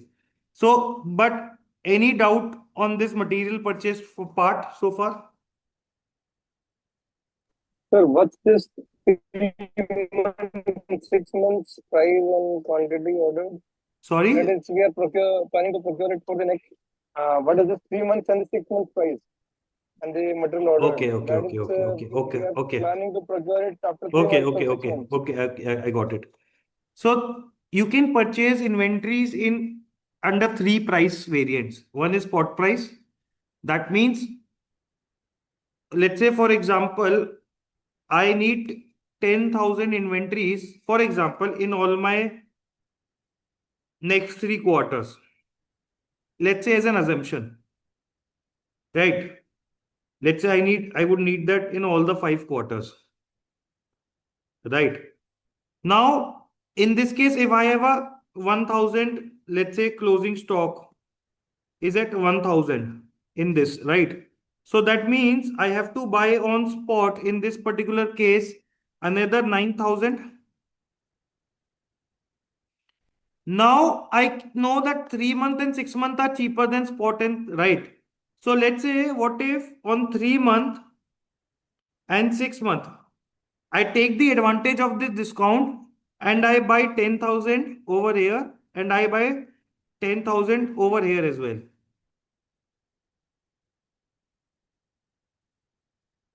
Right. Now, sorry, this has to be opening stock. Now my opening stock in this is quarter 1, this is quarter 2, this is quarter 3, this is quarter 4, and this is quarter 5.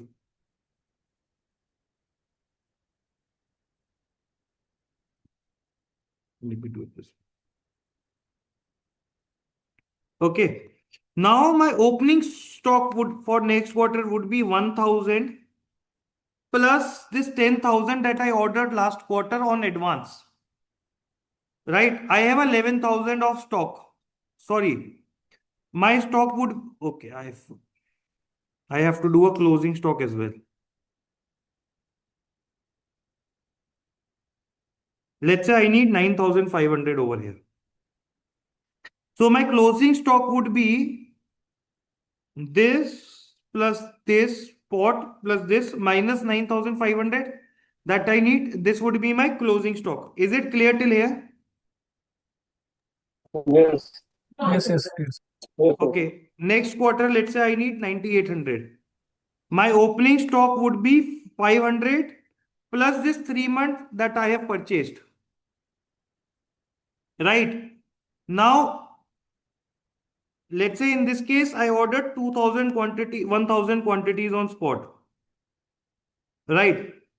I did the same order for my 3 month and 6 month. Why would I order 1,000 on spot when I have more than the required one? Let's say, just to be on the safer side, because okay, let's say you order, okay, let's say, yeah, mix it. I just did it on a random, but yeah, let's say, and then I do it 5,000 here and I do 5,000 over here. Right. Now my closing stock would be this plus this minus this. I can copy the formula. Right. And now let's say I need 11,000 over here. Right. Now my opening stock would be this 700 plus this 5,000 plus this 10,000. Right. Again, spot would be 0. 3-month, I do, let's say, 5,000.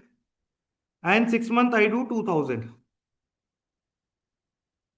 Right. Now, let's say over here, I need 12,000. Right. Now, spot would be again 0.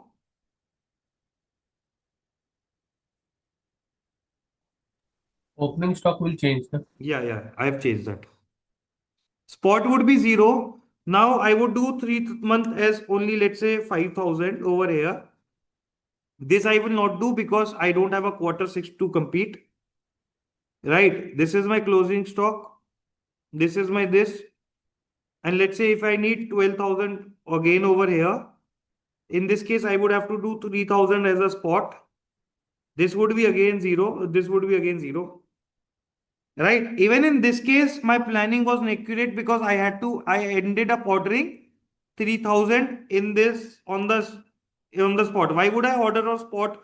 Right. When it is the maximum.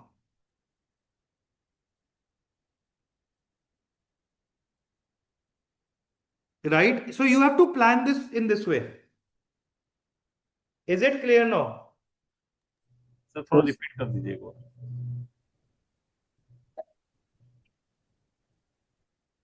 Sir, assume this is a decision. Let's say I need 9,500 raw materials in quarter 1. I have an opening stock of 1,000. So I have to order 9,000 on spot because 3-month and 6-month was 0 previously. Right? Because it is in the multiple, it's a whole number. So it could be 9 or 10. So I will not do 10 because that would make it 11,000. Why would I keep in inventory? Right? So I do 9 plus 1,000, 10,000, 500 I have ordered extra. Right? I also order 3-month and 6-month in advance because they are cheaper. Why would I would intentionally, I would want to stop buying on spot. Because spot is always expensive than 3-month and 6-month. It's like the vendor is saying that if you pay me up early and give me a long delivery period, I'll give you a discount. But it will be delivered on that respective month. Means after 3 months. And after So 3-month, I added up in my inventory in opening stock in quarter 2. This 6-month, I added in my opening stock in quarter 3. So what does the 3 months and 6 months does mean, sir? So that means I paid for it I ordered for it in quarter 1, but it got delivered to me in quarter 2. So when we have to pay to the vendor? When after delivery or at the Now there are two parts in this. One is when it is getting accounted, it is getting accounted as an expense in this particular quarter.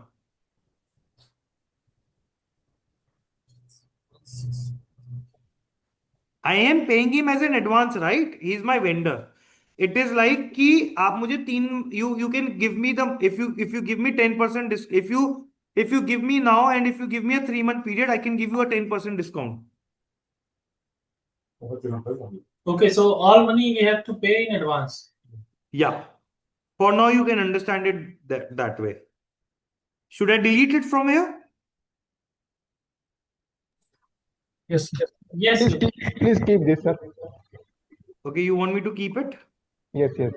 Okay, I've kept it. So if you buy more products for the next quarters, let's say 3 months or 6. It's just that I would like to get this to 0, and ideally I would also like to get my 3-month post this to 0 also. I would only like to buy on 6 months because that's how I save my cost, right?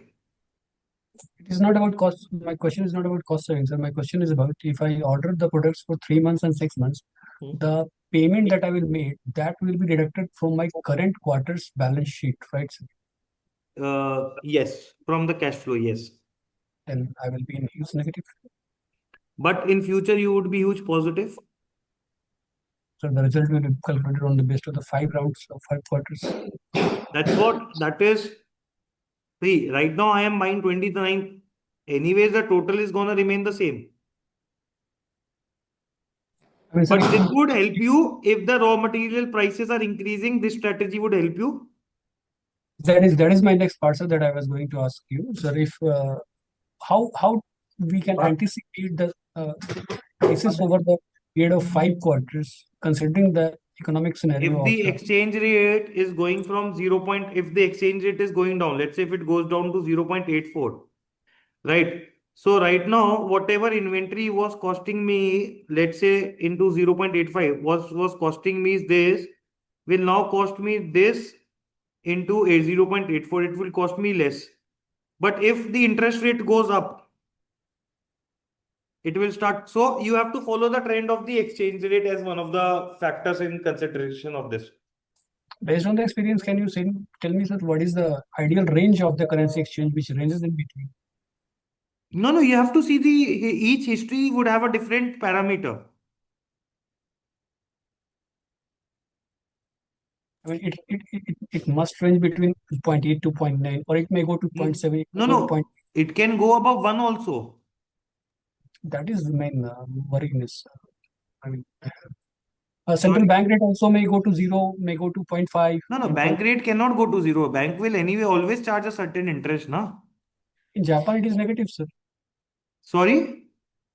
In Japan and in some countries, it is Yes, negative. correct. Even in Europe, some countries it is negative. You are correct about that. But that's what in this case, it will. See, this is a simulation we have created. Ideally, banks charge an interest rate. That's how they make money. That is why even 1.5% per annum is almost negligible, sir. In my view, sir, we should not rely 100% over the next 2-3 quarters, and we should order too much materials. Sorry? In my view, sir, we should not order too much materials for the next quarter considering the scenario. Again, sir, that is your management decision. I agree. I am not saying you should do that. What I'm saying is this is a possibility that you can do. Sir, if we consistently rank more than 5 in the 4th quarter, and in the 5th quarter we rank 1, what will be the next net result? Only the position at which you finish at the 5th quarter. Last quarter's position will be determined as a final? Yeah. Yes, sir. Thank you, sir. Okay, so you want me to keep it, right? You guys want me to keep it. Okay. So we have done the materials purchased calculation. The next variable is the machine running cost. Right. In the machine running cost, there are 4 factors. One is cost of supervision per shift. So for each shift, we have to pay 12,500 euros. So in this case, we ran on double shift. So 12,500 into 2, I get 25,000 euros. The next is production overheads per machine. For every machine, I have to pay 3,500 euros. So 10 machines I have, 3,500 into 10, I get 35,000 euros. The next is machine running cost per hours. That means my machine work for 9,398 hours. So this multiplied by 8, I get my machine running cost per hour. The next is the production planning cost per unit. This is 1. So this is basically the sum of the quantities that I wanted to produce or wanted to schedule. This as a planning fees, I have to pay 1 euro on that. Now if I sum all these up, I get my machine running cost, which is come as 142095, and the same was reported in the financial statements. You can neglect if there is minor differences, you can neglect them. Right. Any doubt on machine running cost? Sir, is it these variables are fixed or Again, everything in the table is fixed.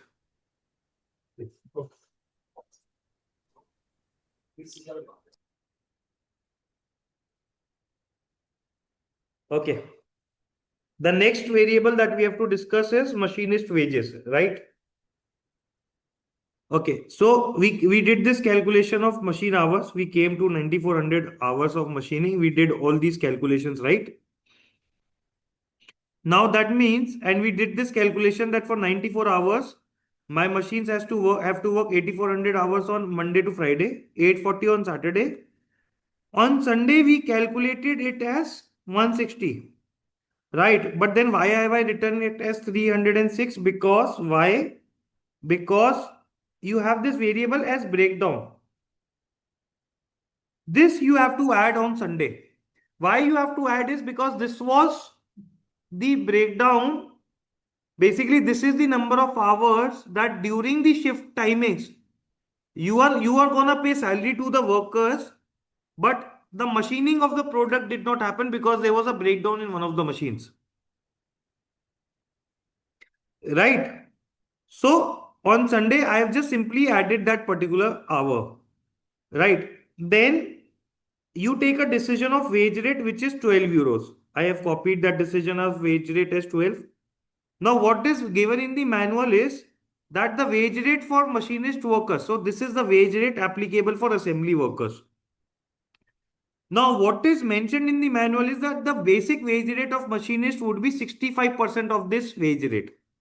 So 65% of this wage rate is 7.80, right? 0.65 of 112. Wage rate on Saturday would be 1.5 times of the basic wage rate.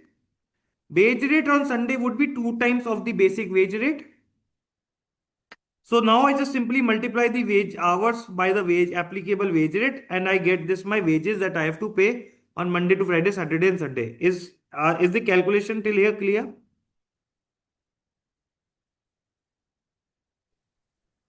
How the wage rate is coming 7.80? Sir, 12 into 65%.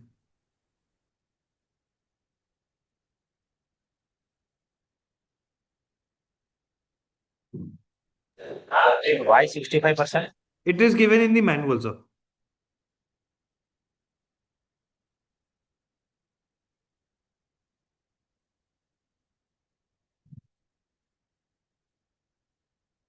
Okay. Now, Sir, Sunday, the wage rate is higher, or we have just stated for sake of it? no. Saturday is 1.5 times of the basic. Sunday is 2 times the basic. Okay, that is fixed. See, it is given. Basic plus 50%, basic plus 100%. Okay. Now, we also have to give a shift premium to machinist. Now, what is shift premium? That means if I am working on shift 1, the shift premium is 0. The bonus to workers is 0. If I am working on double shift, I have to give them an additional bonus, a premium, because what is mentioned in the logic of premium is that is defined in the manual is that the more shifts I work, the conditions of machines would be more deteriorated and more harsher for the workers. That's why we have to compensate that by giving them a premium. Because this we are doing at shift 2, the premium is 1/3, that's why 0.33. If this was shift 3, the premium would be 2/3 or 0.67. Right? So 0.33, yeah. So shift 3, the premium will be more, right? Yeah. So 0.33 of all these variables is this. That means my net wages would be this plus this for Monday to Friday. Similarly, this plus this for Saturday, and this plus this for Sunday. Right? This is, and then because there are 4 machinists involved at 1 hour. So when a machine works for 1 hour, I have to pay salary to 4 machinists, right? That's because there are 4 machinists are required for each machine. So this I have added 4 here. So the same machinist, same workers are working in both the shift. No. There's a different set of workers, right, sir? So premium will be paid to both of them, means workers of both the shifts. All of them.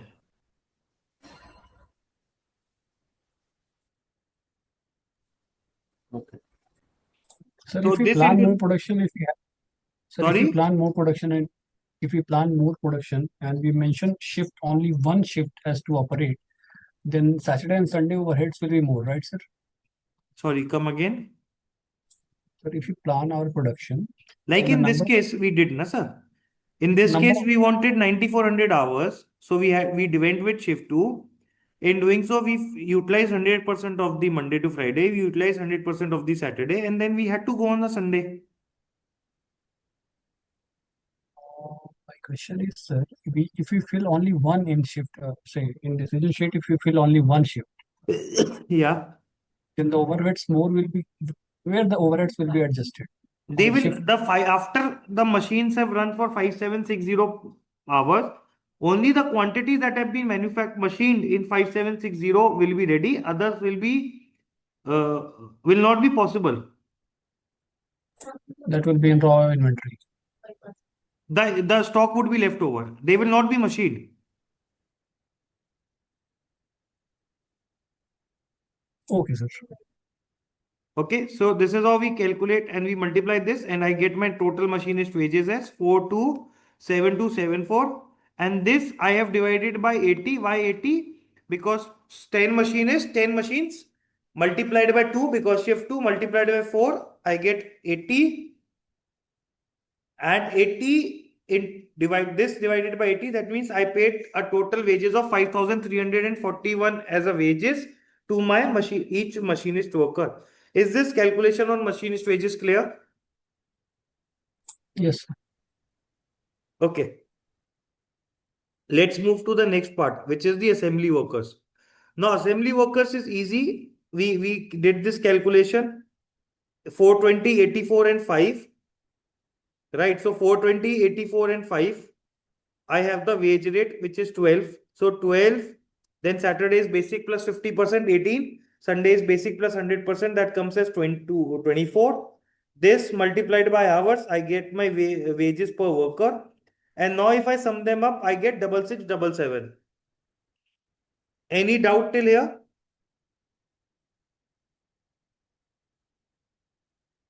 Sunday only 5 hours mentioned over the hours worked, sir. So we did this calculation, right? That is leftover required. 5 hours, right? Yeah. Okay. Now let's say, for example, let's say if this decision was only 1200, for example. So this would automatically change. No, even 1200 is not solving that purpose. Let's say I do this to 0. For example, this is just for example, right? My machine wages are coming as 5,076 per worker. Now these are coming lower than the wages I decided for my machinist. In this case, the wages of assembly workers would be automatically corrected to what you have paid to because of your machinist, because you cannot pay lower wages to assembly workers to comparison to machinist. Right. And Right. now, yeah, go ahead. Any doubt so far on this statement? No, sir. Right. So now either I have one option, either I increase my assembly time. Let's say I do this to 150 and I do this to 200. If I don't want to increase my quantities to deliver, either I do this, because if this condition is violated, you end up paying more and there's a possibility you might get hit with a strike notice, or you appropriately manage your quantities so that this condition does not takes place, because this is a very deadly situation for your company. So is this calculation on assembly wages clear now? Sir, it is clear, and it was my request. Can you please help me with how I can create what is my ideal time if I run one shift, two shifts, three shifts, and the total capital wastage on this and optimization between Saturday and Sundays. How do I can create that sheet, sir? So this is what we calculated over here, right?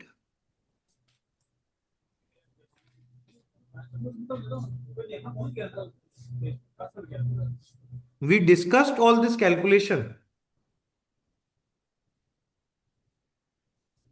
No, sir, it is not that thing which I am talking about. It is say machine efficiency is 90.8%, right, sir? So if what is your doubt, sir? I want to make machine efficiency to 100%, then what should I do? It is not possible, sir, because okay, I got that. It is not possible. You cannot do it to 100% because the machines are getting older quarter by quarter. So efficiency will go down irrespective of maintenance or anything.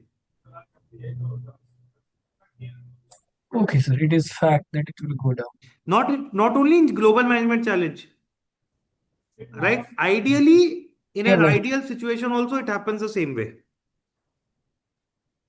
Like you don't have an option over here that, like, let's say I have bought a car with an average of, let's say 12, and then I change the engine and increase its average to 15. That's not available in this simulation. breakdowns will happen, scraps will be there, fluctuations, price, these things will happen. Whatever. Yes, that's how we have tried to. These are the simulation complexities that we have created for you guys. Okay, sir. Please go ahead. Maintenance hour, my efficiency will be better. Sorry? If I am having more maintenance hours, my efficiency will be better. Not very significantly. Even if it is a difference, it will be a very much in the decimal places, but I have not seen it happening in this. Because efficiency will go down. What will be the significance for that? The machine time would increase, right, sir?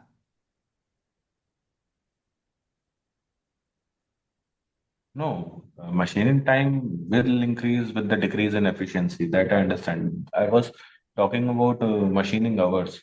What will be the impact of it then? So let's say in this case, now I need 9400. Maintenance Let's hours, say, sorry. Maintenance hours. sir, do not, I mean, maintenance hours is something that, see, if, okay. Once we come to the maintenance hour, I'll explain this. What is the importance of maintenance hours? Ideally, your question is this: what is the importance of maintenance hours, right? True, sir. Right. So we'll come to that when we have, in fact, we have that topic covered somewhere. Machine maintenance. Sir,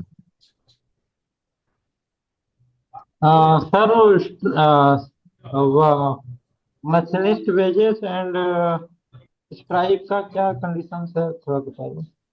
sir assembly के wages machinist wages से कम नहीं हो सकते. अगर ये कम होंगे तो इसको मशीनिस्ट वेजेस के बराबर कर दिया जाएगा round of.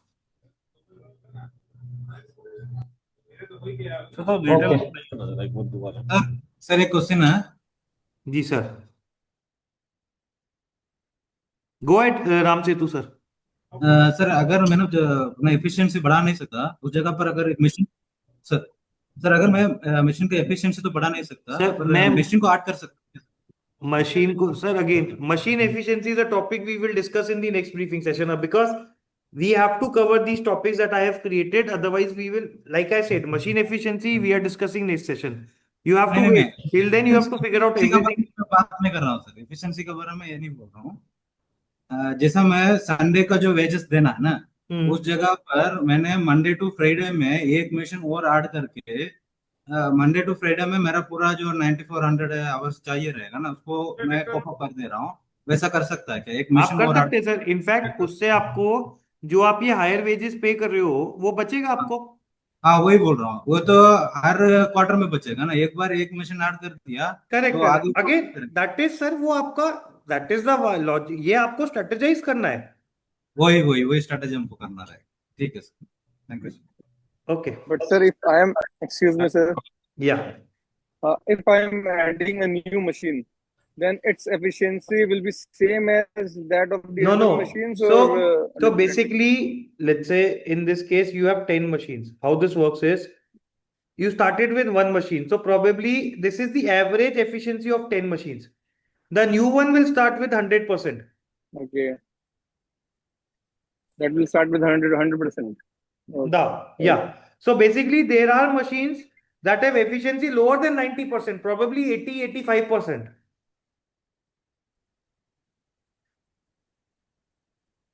That's this is the average average that of, we will have to work with. Sorry? That is the average that we will have to consider our machines to be operating at. Yeah, but then even once if we are adding a new once, machine. once I do the next round, next session, we'll do, I'll create a model for you guys on the efficiency as well. Okay. Okay. Next variable is quality control. Very easy. The quantities that I produce, some of those quantities, I have to pay a $1, €1 fee. That is my quality control expense. Yes, sir. Go ahead. Sir, it is regarding the assembly wages, sir. Yeah. Assembly workers, we cannot hire in the same quarter. It will be available for the next quarter. You hire in this quarter and they will be available for your work from the next quarter. whatever I will hire, they will be available in the next They quarter, are not in the same quarter. identified and recruited. The recruitment part takes place in this quarter based on your decision. So the wages are related to their attrition also, Like because like assembly workers leaves, they leave and they go from the company. so they how we are cannot. going They to will only leave at the end of the quarter. They cannot leave in the middle of the quarter. Yeah, but what are the factors that are affecting that thing? Wages. Their wages only. Yeah, primarily wages. Okay. And also we have to give certain minimum hours to them. That will be charged. Minimum hours will be There are charged two whether I factors. There are two factors in this. One is they should earn by default. You should ensure that their wages are higher than the machinist. That is factor one. And the second factor is you should ensure that the wages should not reduce in the following quarters. Okay. Let's say if this goes to 4,200 in the next quarter and you are paying here 5,000, they will hit you with a strike notice. Okay. Okay, sir. And how does it affect, sir? Strike notice. Next quarters, next session, sir. Because there are so many variables, I cannot answer everything, but I am trying to cover as many topics in this particular session. That's why I have changed my layout of this particular session. Sir, one more last question, sir. Yeah. Running 3 shifts and running on 1 shift, 2 shifts, which shift run gives better performance in terms of machine and man? Sir, see, shift, to be honest, and as a guidance to everyone, shift 3 is a disaster. Right? Because I have to pay a 0.67 premium that would increase the cost too much. So let's say, for example, if this was 0.67, you see this goes to 6690. Right? So this creates a problem. Right? Ideally, it is. Okay, sir, got it. My salaries are minimum on shift 1 because I don't have to pay a premium. But for that, if you are not aware of subcontracting, the best way is you do shift 2. You run on shift 2. Okay.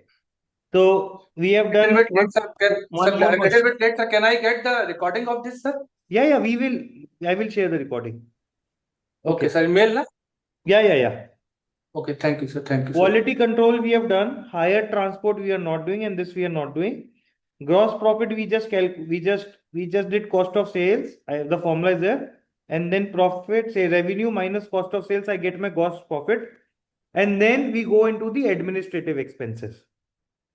One more doubt. Yeah. Sir जैसे assembly worker को ले रहे तो next quarter से effective होगा, वैसे ही machinist के भी केस में होगा क्या? मशीनिस्ट सर ओके, आप यहाँ पे असेंबली वर्कर्स रिक्रूट करते हो, मशीनिस्ट जितने भी चाहिए. फॉर एग्जांपल यहाँ पे आपको 69 थे, आपको 80 चाहिए तो सिमुलेशन अपने आप 11 रिक्रूट कर लेगा सेम क्वार्टर में. अच्छा, सेम क्वार्टर. ओके.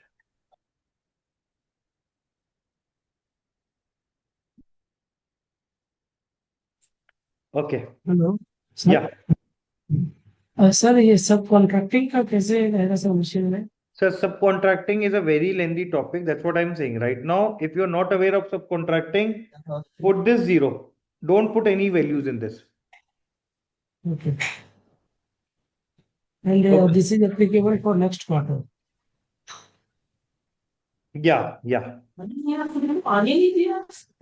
सर किस कंडीशन में कॉन्ट्रैक्टिंग में जाना है, किस कंडीशन में जाना है? Sorry.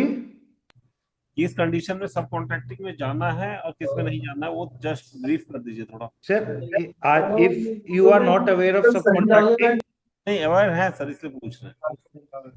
Sir, again, I am not discussing because it's a very lengthy topic और उसमें उसका बहुत सारा कैलकुलेशन करना पड़ता है. उसका एक ब्रीफिंग सेशन 2 का एक सेशन यूट्यूब पे रिकॉर्डेड भी है जिसमें ये चीज को मैंने डिस्कस करा है, बट अभी उसको एक्सप्लेन करना would be very difficult for me. Sir, yeah, sir, please continue, otherwise we will run out of time. Yeah. That's what Let I'm us saying. let us finish the calculation part, then we can take questions. Okay, advertisement is report calculation of advertisement expenses simple. It's just sum of this and multiplied by 1000 we get the advertisement expense. The next expense in the internet distributor, it is in the administrative expenses is the internet distributor. So you'll see you have agents and distributors and you have an internet distributor. So internet distributor is like Amazon or a third party, right? So it is always one in this case, right? So distributor is one, and for the distributor and you decide support and commission, right? Support is for his a fixed income for that you pay to your distributor for his office expenses, and commission is the revenue that you share with him from your sales as a part to motivate him as a part of his commission, right? Please So repeat. sorry. So please repeat once more, sir, please. So you have one internet distributor. Make him two payments. One is support and the other is commission. Support is a fixed value that you decide irrespective of any sales. Let's say in this case 21. That means I will pay him quarterly 21,000 euros for his fixed office expenses because he's my internet distributor. Right? Commission is a variable payout that we pay to him on the basis of sales we achieve over the internet. Right?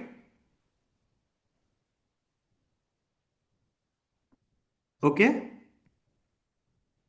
So this was my price in the internet. This was my sold to quantities.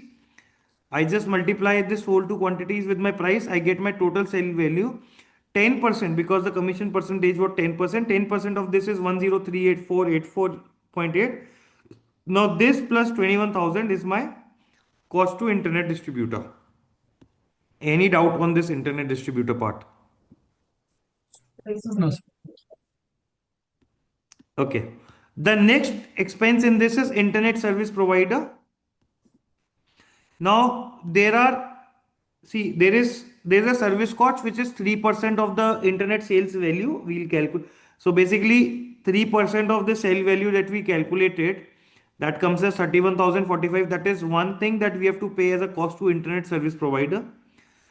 The next is initial joining fee to 7,500. This you will not be in. It will only be applicable if you shut down your internet and then you restart. So ideally, I don't think this would ever become a case for you. Similarly, cost of closing down an internet operation will ideally become a case for you. In the histories we'll share.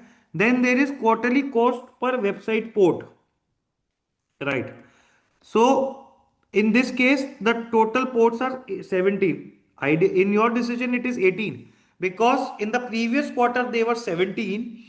In quarter 3, you increased into 18. So the 18th one will work from quarter 4. But in quarter 3, only 17 ports were working. So 17 into 1000, I get that as 17,000. Sum them up, I get my internet service provider cost. Right. Any doubt on this? What is use of website port? Okay. Cost from where the service cost is coming, sir? So service cost is 3% based on my internet sales value. So we calculated the total sale value of internet price into products sold. Okay, okay. Okay. Now ports, sir had a doubt that what are these ports? Sir, every website has a certain visit capacity, right? The number of ports you have, more number of visitors can visit on your website per hour, right? In this case, it is 17 into 12. That means 204 visitors can visit your website per hour. So it is a matrix of your website visit. We will again discuss more details on this in the next quarter. But right now, I am helping you create your income statement because even if you are not aware of this, I will help you with this doubt after, you can call me anytime post the session. Right? Any more doubt on this internet service provider part? Sir, we are taking 17 ports na last quarter's port value, not this quarter's port. Yeah, because this this 18th one has not worked in this quarter, na ma'am? Right. We are not taking one. We are taking 17. Total 17. Yeah. Right. Okay. Next quarter, we will be paying for 18. 18. Okay. The next expense that we have to account for is agents and distributors. One question in yeah. internet expenses, why we are not calculating the joining fee this much, 75? Okay. Why I have not costed it, sir? Because only when I do it is in this case, my internet operation was already running because my ports were 18. Had it been 0 and I have bought the first port, I would have charged this 7,500 euros.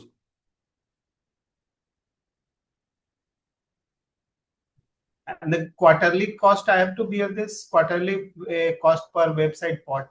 Yeah, this I have added, na sir. Okay. 17,000. Okay.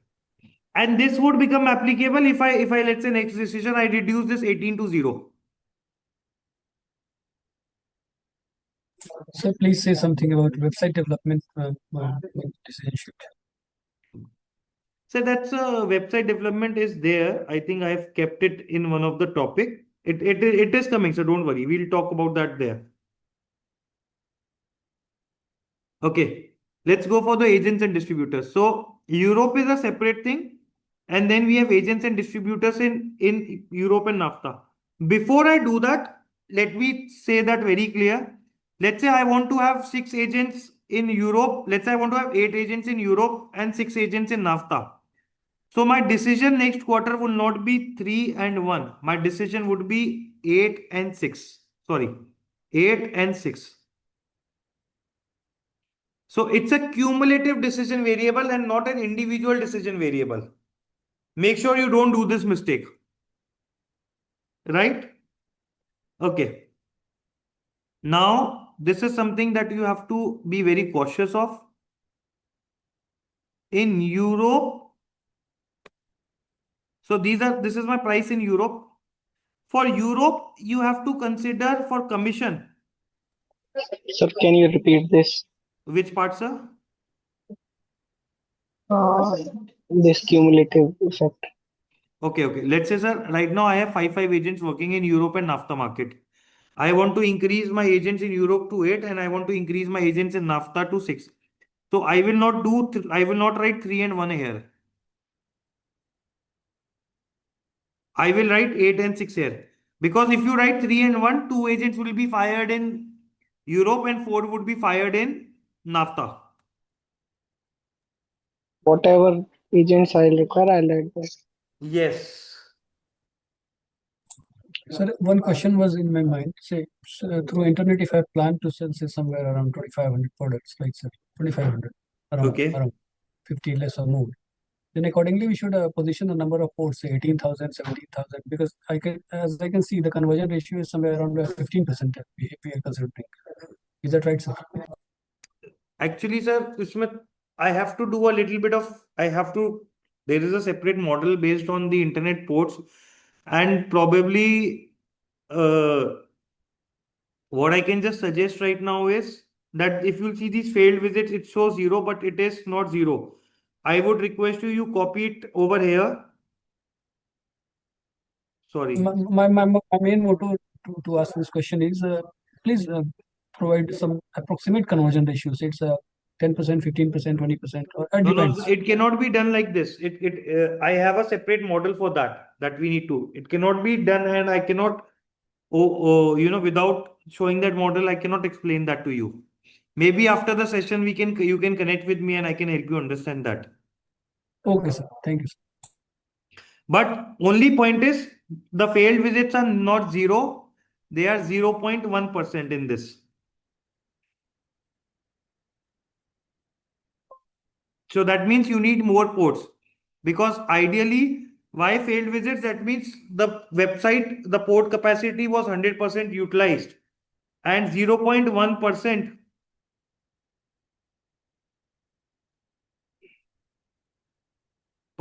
of 60,000 is 61 visitors failed to visit your website. So that means you clearly need more ports. Otherwise, you will end up having these failed visits. For now, I will just leave that discussion to there. And then once we go to the Yes, next sir. briefing session, we'll explain more on that. Right.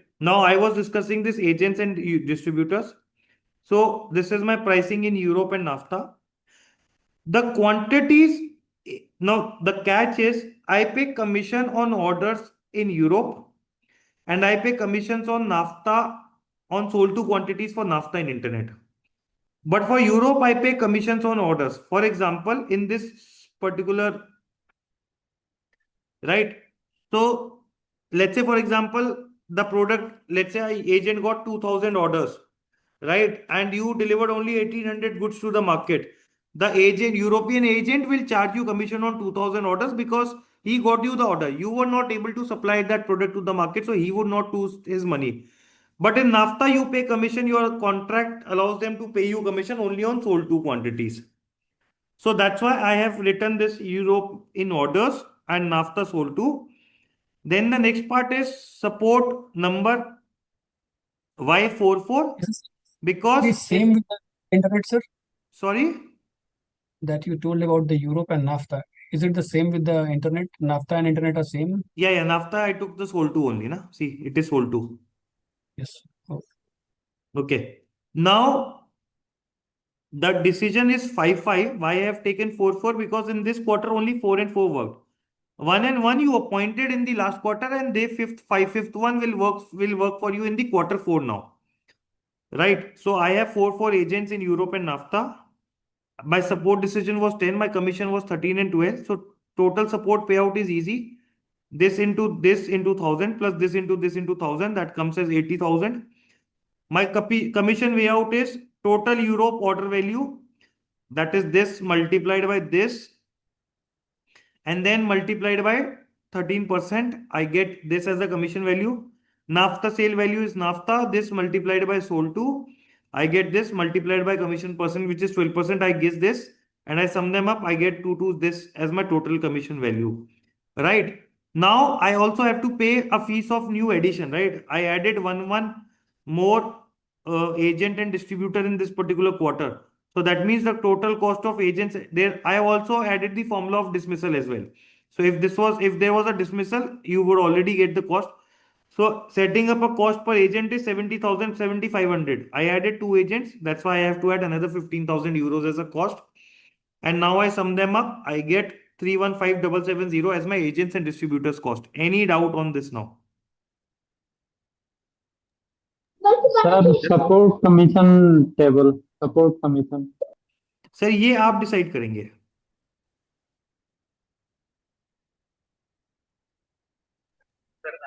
इसका meaning क्या है sir? इसका meaning क्या है? The same जो अभी internet में था. Support for fixed expense, fixed income है एजेंट की आपके, एंड कमीशन है उसका वेरिएबल इनकम है जो कि सेल से आप उसको कमीशन पे कर रहे हो कि भाई इतना प्रोडक्ट बिकेगा तो हम इतना आपको कमीशन देंगे. ओके ओके सर ये जो अपने इंटरनेट डिस्ट्रीब्यूटर इसमें खाली जीरो कर रखा, मतलब कुछ भी नहीं लिखा हुआ है, जो पहली वाली सीट दिखा रहे हैं सर आप. तो ये सर क्या चीज है? क्या चीज सर? ये 15,000 ये सर इंटरनेट वाले में ब्लैंक कर रखा है और आगे आपने जो है इंटरनेट सपोर्ट और सब चीजें दे रखी है. जो पहली सीट दिखाई थी ना आपने, मेन वाली मेन सीट है, मेन स्लाइड मेन वाला जो है ये यहाँ पे सर. यस सर, इसमें सर इंटरनेट तो नहीं है sir. Sir, by default it is only one. It is only one. You cannot increase it. It is one. अच्छा, but it is not written actually. That's why confusion is getting on. क्या हो रहा है ये sir? ठीक है नहीं ये one है सर. अच्छा. Sir, I need to ask some questions, sir. Yeah. Actually, as you mentioned, agent and distributor. So distributor also provide more orders, or agent will do that job? Distributor is like they will sell whatever is in the store. Yes, correct.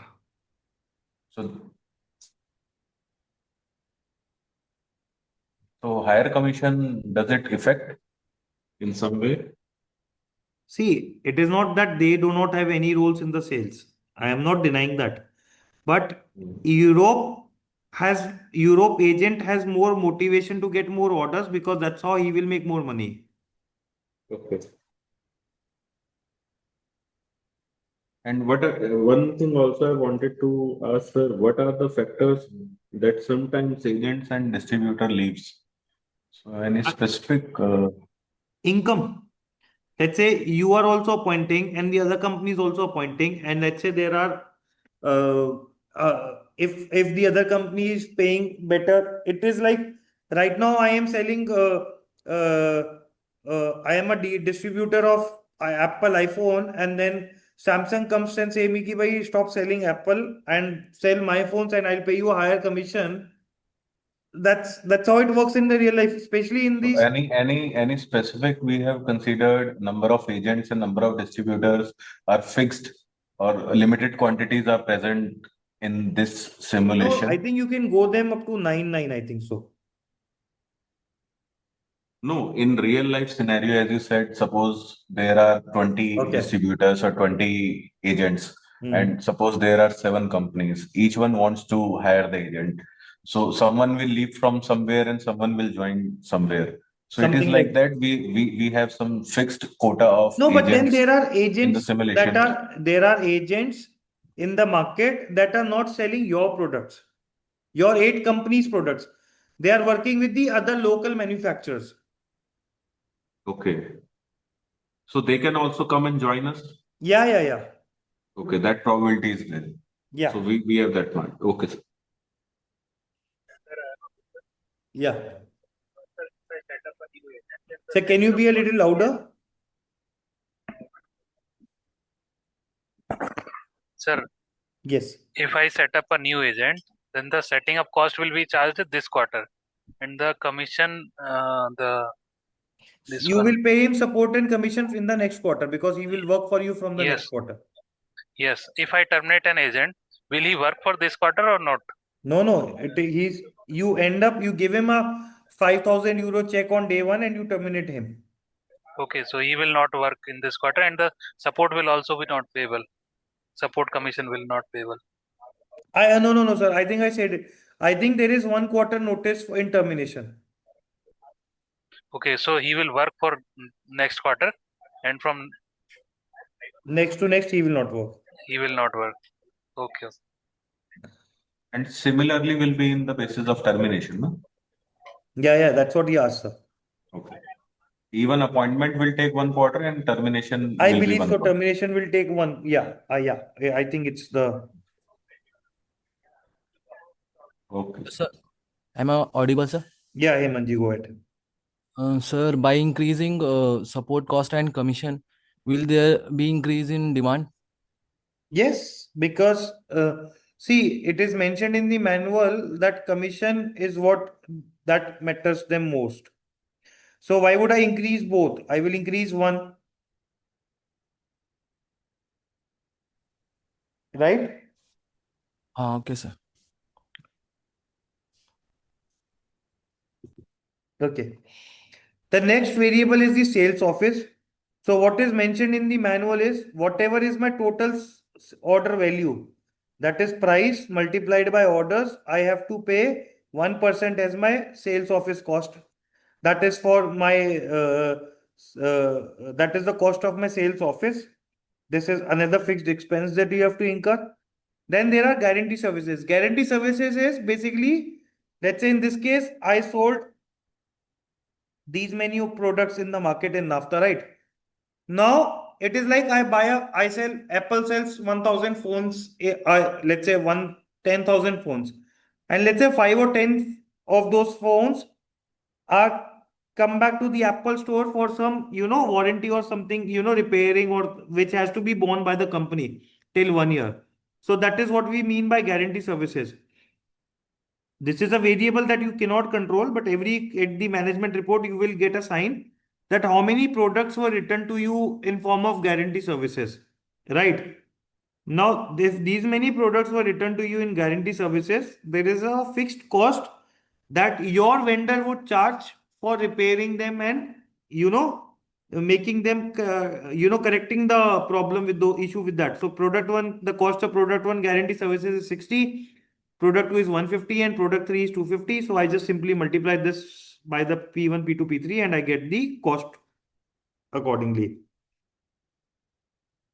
Right. This guaranteed service products, is there a fixed percentage that is coming quarterly, or it might be variable? This varies a little bit. It's almost fixed to the quantities, but a slight variation would come on the basis of assembly time. Okay. The next expense is the product development, which is nothing but the sum of the amount that I am giving to my product development team multiplied by 1000 euros. So I get my product development. The next is website development. Again, it's nothing. It's one question, sir. ये product development cost is fixed. No, you can decrease or increase it, sir. Yeah. On what criteria I can increase or decrease? Again, sir, that is one discussion that I wanted to have in this session, but probably we will not have time. That's why I have shifted this topic for the next session. Because this will take 10-15 minutes to explain. Okay. Right now, see, anything that I am saying is mentioned in the manual. It's not that I am speaking something from outside the world.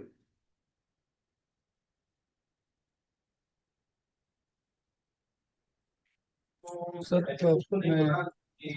this is clear. And first, the decision which is in decision sheet is 2000 वाला जो आता है sir वो square meter area.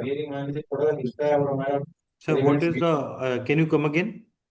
The assembly area 2000 something information is there. That is the total area of the company. The where assembly area 2000? It's there. Sir. Where, sir?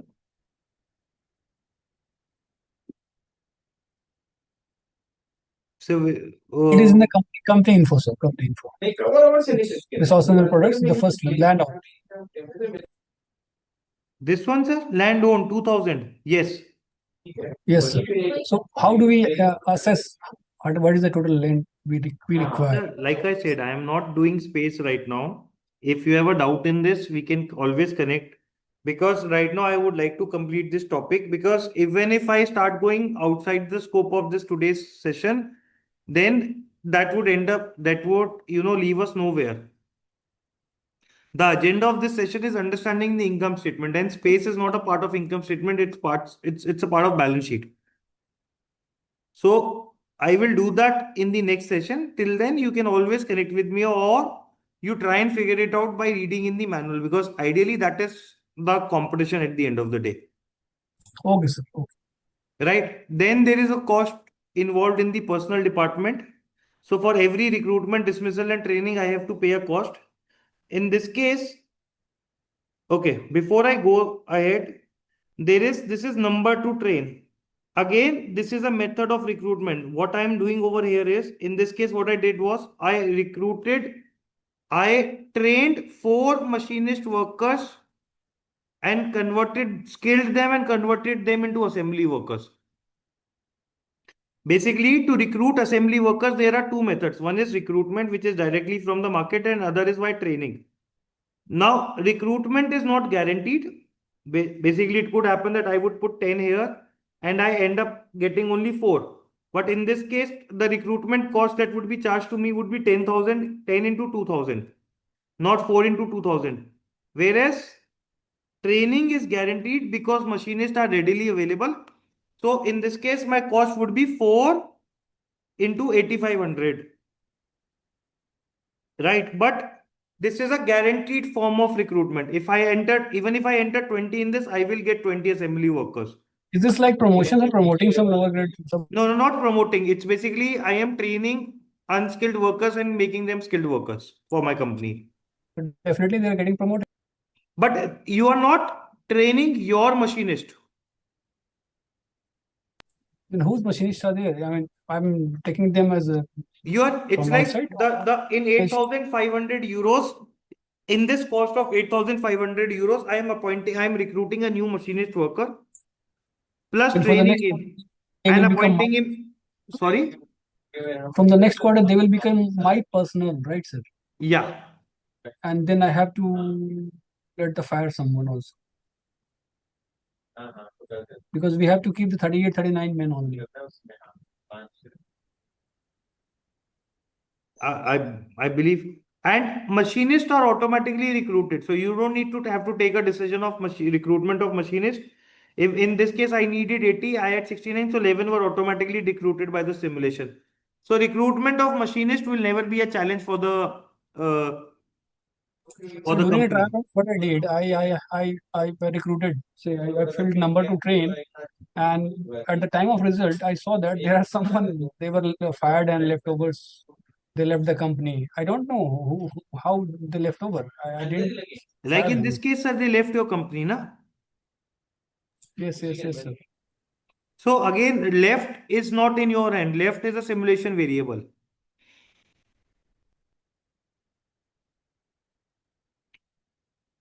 Okay. Now, appointment is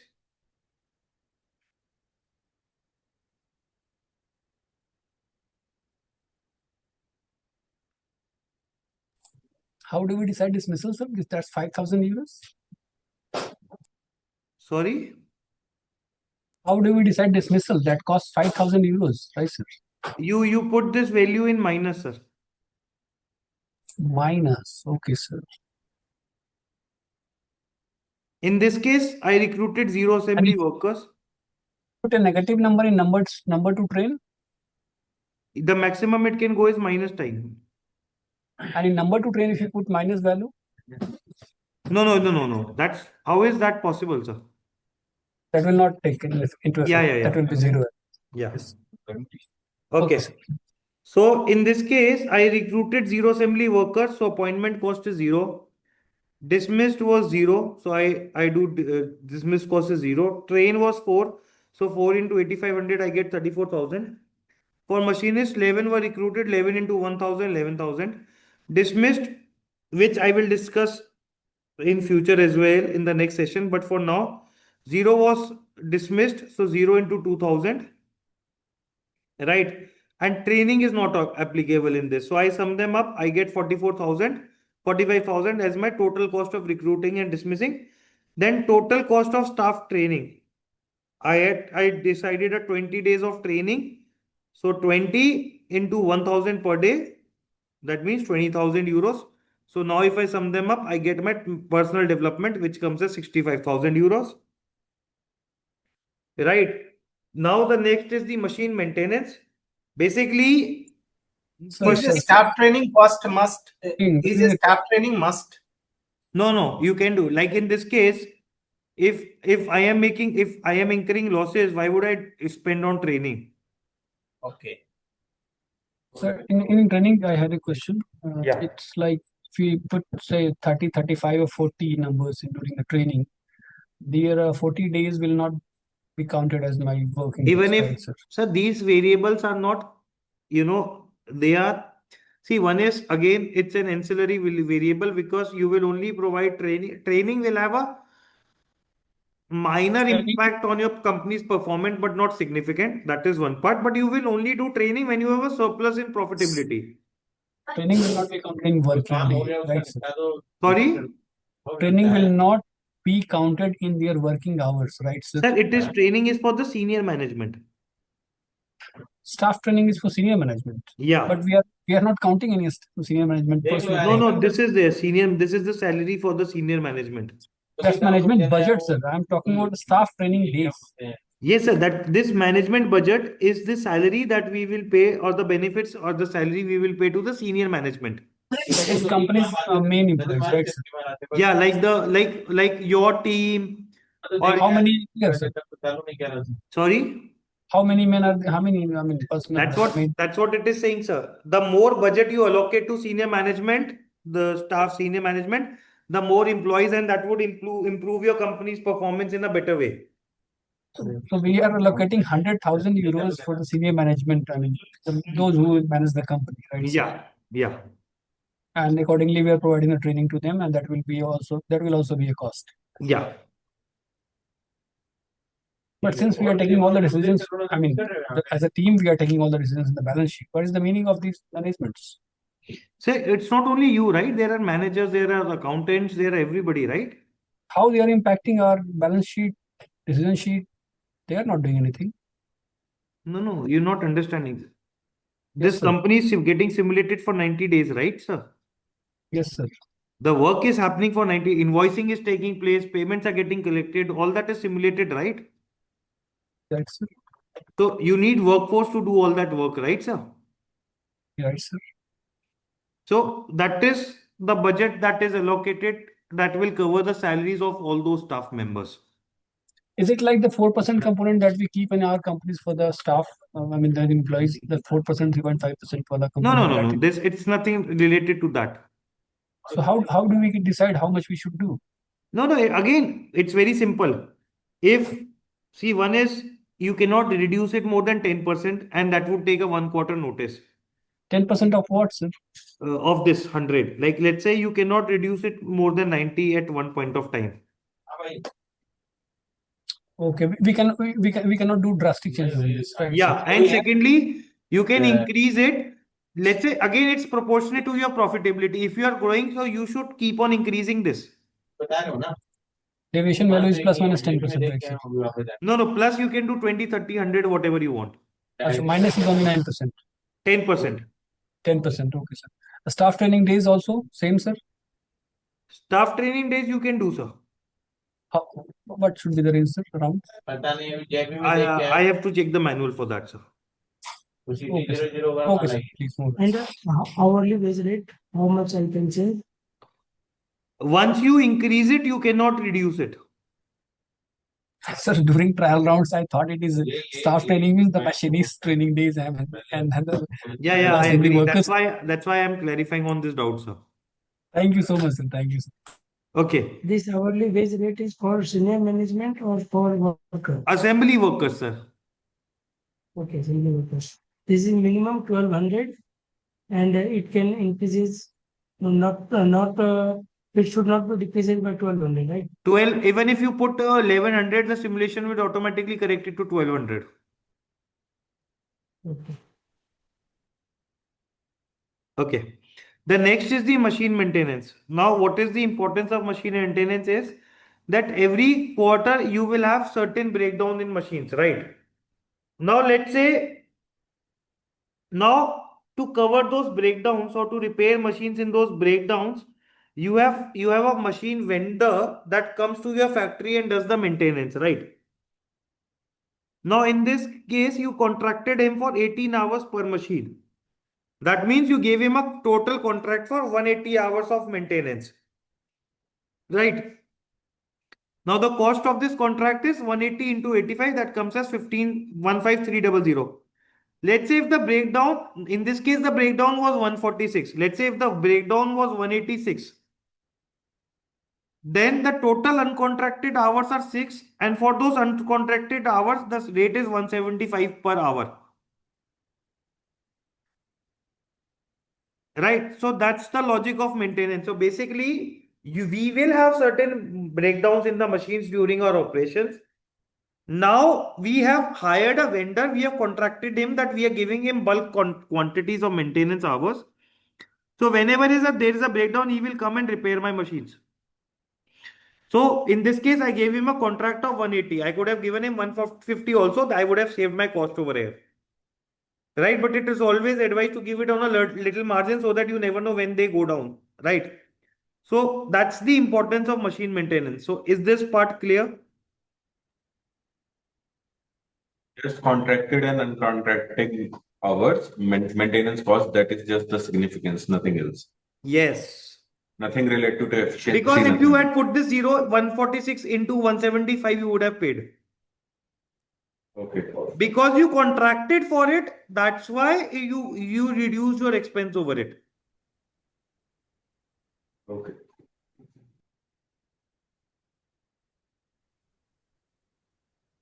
Okay.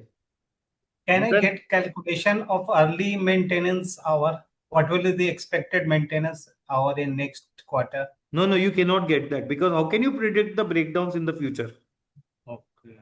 On historical data only can. You can have an historical data. Yes, you can do an average, weighted average of the historical data, considering the number of machines, because more the number of machines, more would be the breakdown hours.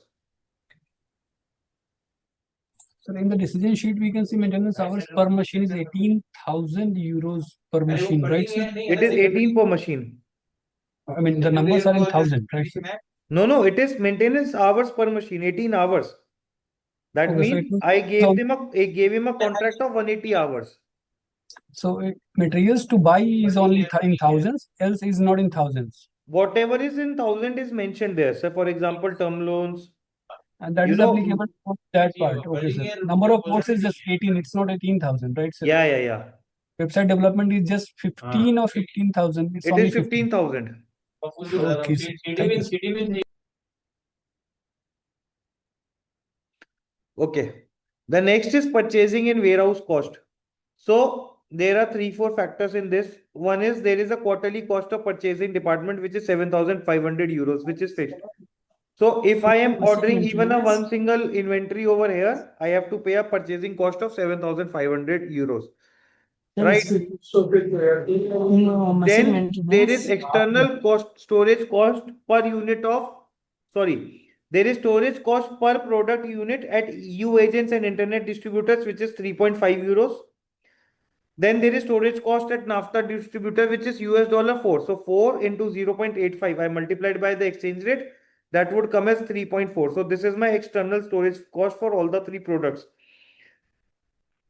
Now, how do we calculate this? This is my closing warehouse stock. This was my opening warehouse stock. So basically, this is the closing warehouse stock from the previous quarter.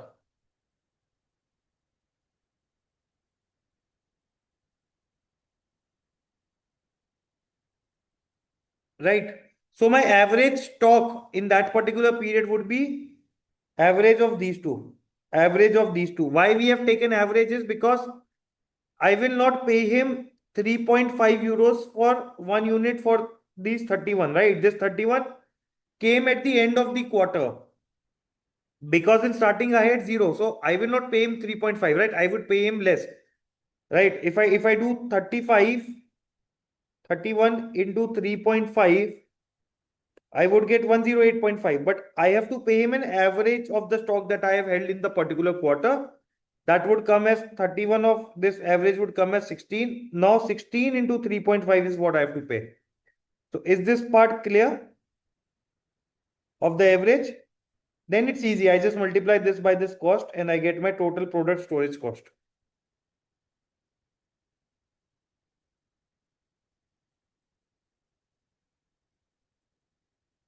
Okay. The next is the product storage cost of material and component. This cost is for finished goods only, right, sir? Sorry? This cost is for only finished goods. Yeah. Warehouse stock, yeah. For materials and components, again, because we have not discussed the space, so I would not be able to explain this to you. But it will only become applicable if this figure is negative over here. Only if this figure is negative, only this, then there would be a cost to this variable. Otherwise, everything is stored in our factory, so we don't have any cost anyways. So that will only become negative if we increase the machine, so we don't have area. Like in this case, if I had 8 more assembly workers, then this would go to 508 and I will not have anything. So warehouse is also kept in our space or somewhere else? No, these warehouses are at the in the Europe, NAFTA and internet. This warehouse is at our factory. This is the component warehouse, and that should be in our assembly area. I mean, down the line. This is the warehouse stock that is kept with the agents and distributors in the market. I almost got the answers which I asked you. That's what I was asking, sir. Suppose if I am transporting the goods from my construction place to the warehouse, so initially the total quantities will be delivered to that warehouse. And what we are, you said first in, first out. So on the day one, not all the stocks will be delivered. Some will be left in the warehouse.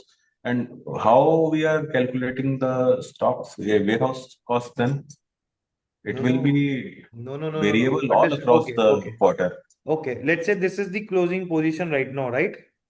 Closing will be at the end of the quarter, but in the Now meanwhile, for the let's say whole for the quarter. next quarter, let's say this is my opening position now.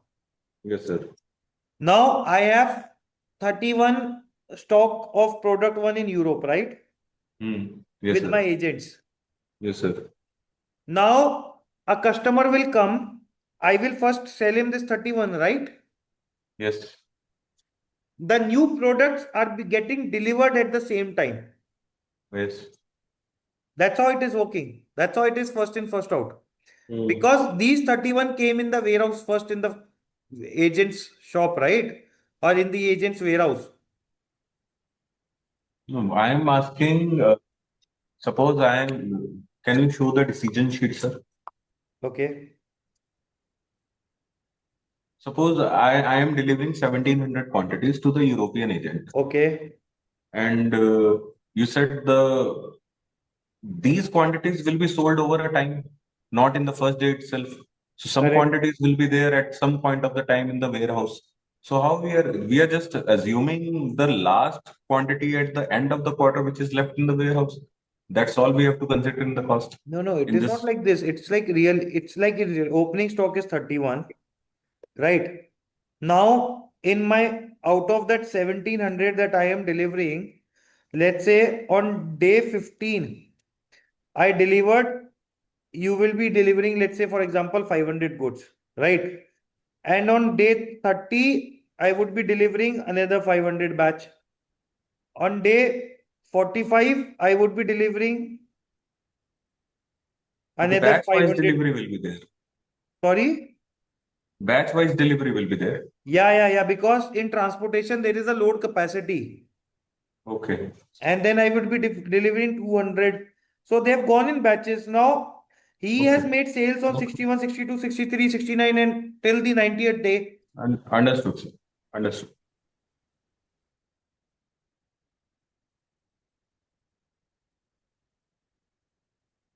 Okay. The next expense is the credit control. So basically, for every quantity that we sell, we have to pay 1 unit, 1 euro as a credit control cost per unit sold in EU and NAFTA, and credit card rate per unit sold for internet sales. So basically, it's 1 euro for everything. And I sum them up, I get 6793. This is easy, right? Before we go to the other cost, there is insurance premium. I will do this in the next session. Management salaries is easy, 100,000 of this, that is easy. Business intelligence. So if I purchase market share data, it will cost my company 5,000 euros. If I purchase corporate activity data, it will cost my company 7,500 euros. So because I purchased this, that's why there is a cost of 7,500. All the formulas are there. You don't need to worry about it. And then there is finally other cost. So other cost has 3 factors in this, right? The first factor is factory area. So whatever is my factory area, like in this case, my factory size is 1036. I have to pay a fixed expense of 20 per square meter. Again, it is mentioned in the manual. So this is my one other cost that I have to pay, right? Then whatever is my CO2 emissions, like in this case, my emissions were 49.22 tons, right? I have to pay 40 rupees per ton as a carbon cost of offsetting your primary carbon footprint. That comes as 1969. And then if I have sold any machines, if I will sell a machine, I will have to get a team to decommission that machine from my factory. It's like removing that machine, taking away its parts and everything. For that, the expense that you will incur is 60,000 euros. Right? In this case, because I did not sell any machine, that's why there was a zero expense. And sum of all these 3 way costs will form my other cost. That's how we calculate our administrative expenses, and some of this I have copied it here. This is my total administrative expenses, right? Insurance receipts, right now I am keeping it to 0. I am just not doing this, right? Depreciation, I am not calculating this. I am keeping it same for now. And then you can figure it out, right? This is a part that we will go ahead and further discuss. That's why I have not kept it. But I have discussed in today's session almost the entirety of the income statement. probably that you would need in this particular round. So this is it from my side in this session. I will be sharing this Excel sheet. Now, if you have any doubt, I will be answering the doubts. So depreciation is for, I mean, the equipment, machinery, and not for the land and the factory, right? Sir? It is for the machines, sir. No, I think I have to check if the buildings are getting depreciated. Let me check if this is the doubt. I mean, if area too, sir, because the cost of acquiring the land is very much last in trial runs. No, the land is not getting depreciated, but I can still check it for you. Okay, sir. When will this Excel sheet and the recording of this session will be shared? Sir, just a second. So only machines are getting depreciated, sir.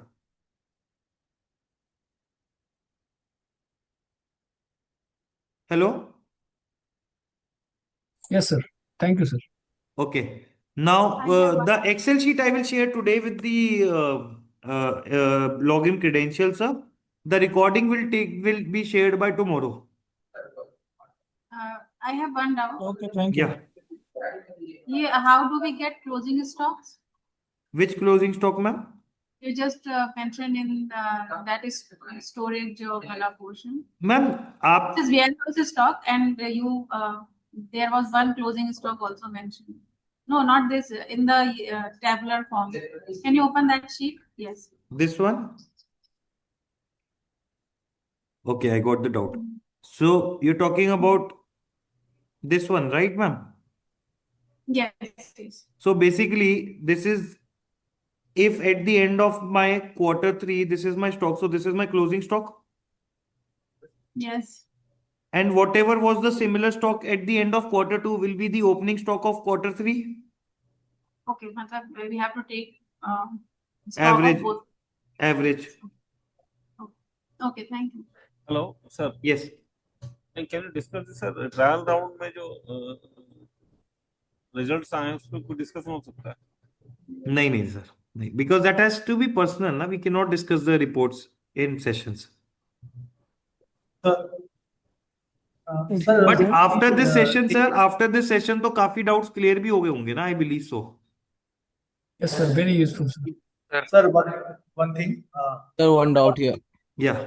One at a time. So one at a time. Sir, machine maintenance में Hmm. we have contracted for 180 hours. Correct. And sir, please slide. Yeah. Yeah, and total maintenance hour required is 146. Correct. What does it mean? Means we have contracted for 180, but we used 146. No. The breakdown was 146. But the remaining 34 was also done, but in the time when the factory was not running. Okay. Sir. Plant maintenance. Sir, can you explain about the trading receipts and cash flow? No, sir. That's briefing session 3, sir. But for this round, we cannot calculate cash flow. You can, sir. It's not that difficult. Ideally, I am saying you can, but sir, just what to be added in the trading receipts? It's there, sir. If you'll see on the YouTube, there's a briefing session 3 where I have discussed cash flows statement. But even if I don't have that model created right now, to be very honest. Sir, in case of product development, when we supply the new item, the existing stock will become the scrap, and the new product will take some time to reach to warehouse. Yeah. So sale will be lost in that portion. Yeah, initial days the sales is lost, but the demand, because of the launch of the new product, the demand increases because the customer will wait for your new product to arrive in the market. Okay. So there will not be any loss of selling factor. Ideally, you get a peak and you get a increase in demand whenever you launch a new product.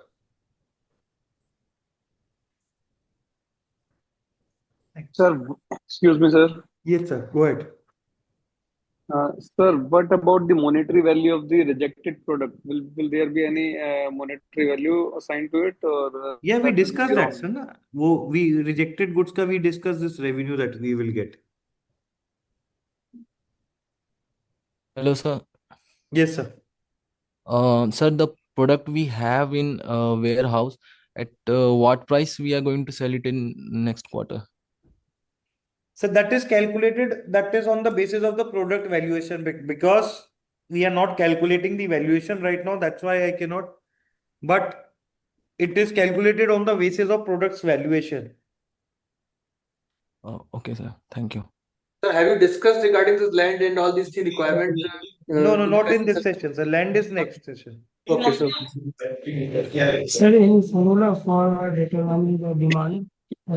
Demand. So you do not determine the demand. That's what we did this discussion. You do not determine the demand. You see the historical trend. And then we have this understanding that Q4 is the festive season, so demand is higher, and Q1 the demand is lower.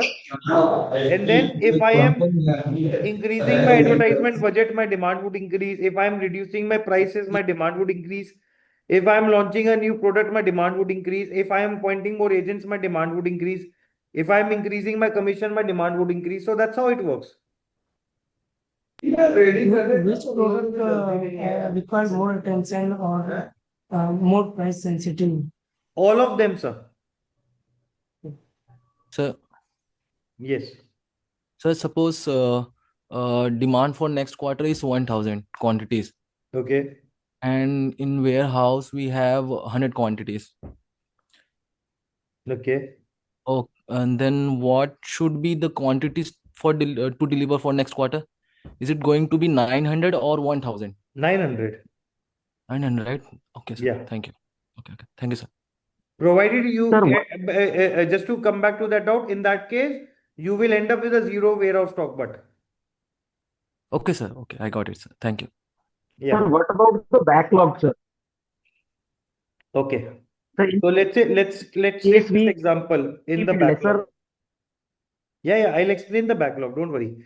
So one is there is no backlog of orders in internet. What is backlog is basically in this case, I had 186 orders in from NAFTA and I sold 170 out of it, right? Now the backlog is the balance I have is 186 minus 170. That comes as 16. Why it is shown 11 and not 16 over here is that means out of those 16 orders, 5 went to my competitors. They wanted product in that particular quarter only. But 11 are waiting. That is when the new stock comes, they will buy my product from my product only. In case of internet, the backlog is zero because internet customers, they will buy another company's product. There will not be any backlog for internet. the price for it will be the previous quarter price or the next price which we declare for the The next next quarter price that we declare. for this 11. See, at the end of the day, the price that you are deciding is for the agents.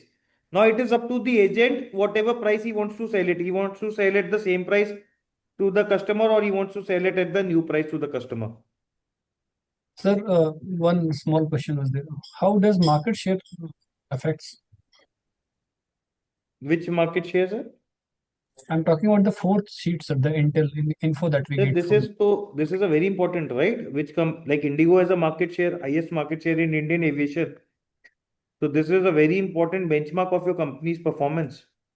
I mean, how do I utilize my market share information? So whatever percentage is here, on the basis of this, you can calculate how many others are selling in the market. How much cash in hand we should keep? Again, we are not doing. See, this is a learning that cannot be done in one session, sir. Ideally, that is a learning why, because this question is coming, that's why this exercise is important, and that's why we are invited to do this at NTPC. But to go to that session and to go to that kind of a discussion, we have to get our basics sorted first. Even if I try and answer that, it is such a complex answer to that question that I cannot even Ideally, the first thing would be that right now it is negative. I should make it positive. What is the rate of overdraft loan facility that is mentioned over there? Again, I refer to a manual. There is a table which will specify all that interest rates. Okay. Sir. Yeah. In case I want to reduce the loan, I should fill negative value over there, sir. Okay. So loan you cannot return. If you have taken a term loan, you cannot, because you're only competing for 5 quarters, right? So term loan cannot be repaid back.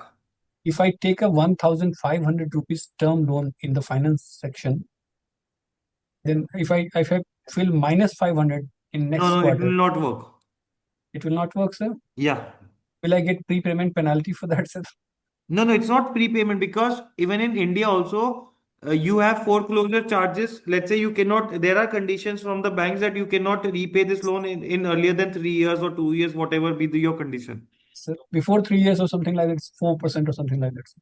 Yeah, even after that, it is 4%. And sometimes, like, you have a condition that you cannot repay your loan till 2 years. What do I get from the term deposit? What is the percentage that we get? Again, sir, that percentage is, you have to refer to the manual. I think it is same as the bank interest rate, but again refer to the manual, sir. I'm not 100% sure. I mean, How do we decide management budget? So we discussed this, right? If you are making more profit, you keep on increasing this management budget because it will help to improve your company's performance. But if you are making losses, like in this case, then it makes no sense to increase the budget, right? So in balance sheet, it always shows bank overdraft. How to remove that, sir? That causes some interest part, sir. Again, the balance sheet next session. Okay, thank you, sir. But just for your curiosity, I can tell you how this value is coming. But what is the logic behind it and how this, I want you to figure it out. So if I maintain sufficient cash balance, it will be less, sir? Because it is negative, that's why this is coming negative, right? If it is positive, it will not be negative. It will not come. Okay, sir. I got it, sir. Thank you, sir. Any more doubts? How Is was there the any warehouse cost? Excuse me. Yeah, go ahead, sir. Sir, is there any warehouse cost linked with the raw material also? Only if this Suppose goes, if only if I this comes, purchase, only if this comes negative, only then. Suppose I am purchasing 1,000 of the raw material and I'm producing the product out of that for the 800 for the current quarter. 200. Yeah, I got it. Let's say in this case, you have 1051 closing stock, right? 1051 only required 5 square meters of space. You have 82 square meters of space available in your factory. So you will store it in your factory for free, right? And you are still left with 77 square meters of space. Only when this would come negative, only then it would have a cost. Okay, sir. Got it. Thank you. How was the session, guys? I have changed the session this time around. I have changed the discussion this time around. Was this session helpful for all the participants?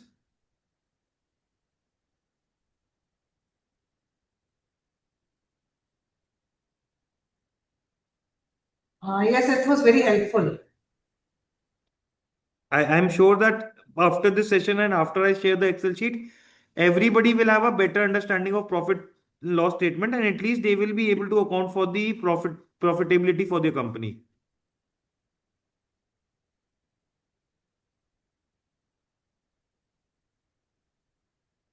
Okay, so we'll share the recording of this session. That's it from my side. Thank you for attending this session. I think because we finished late, so I think sharing of login credentials will take another 1 hour. And post that, I will share the login credentials today with everyone. So all the best for round 1. Top 240 teams from the 384 teams participating this year will qualify for round 2. Thank you and all the best. Thank you.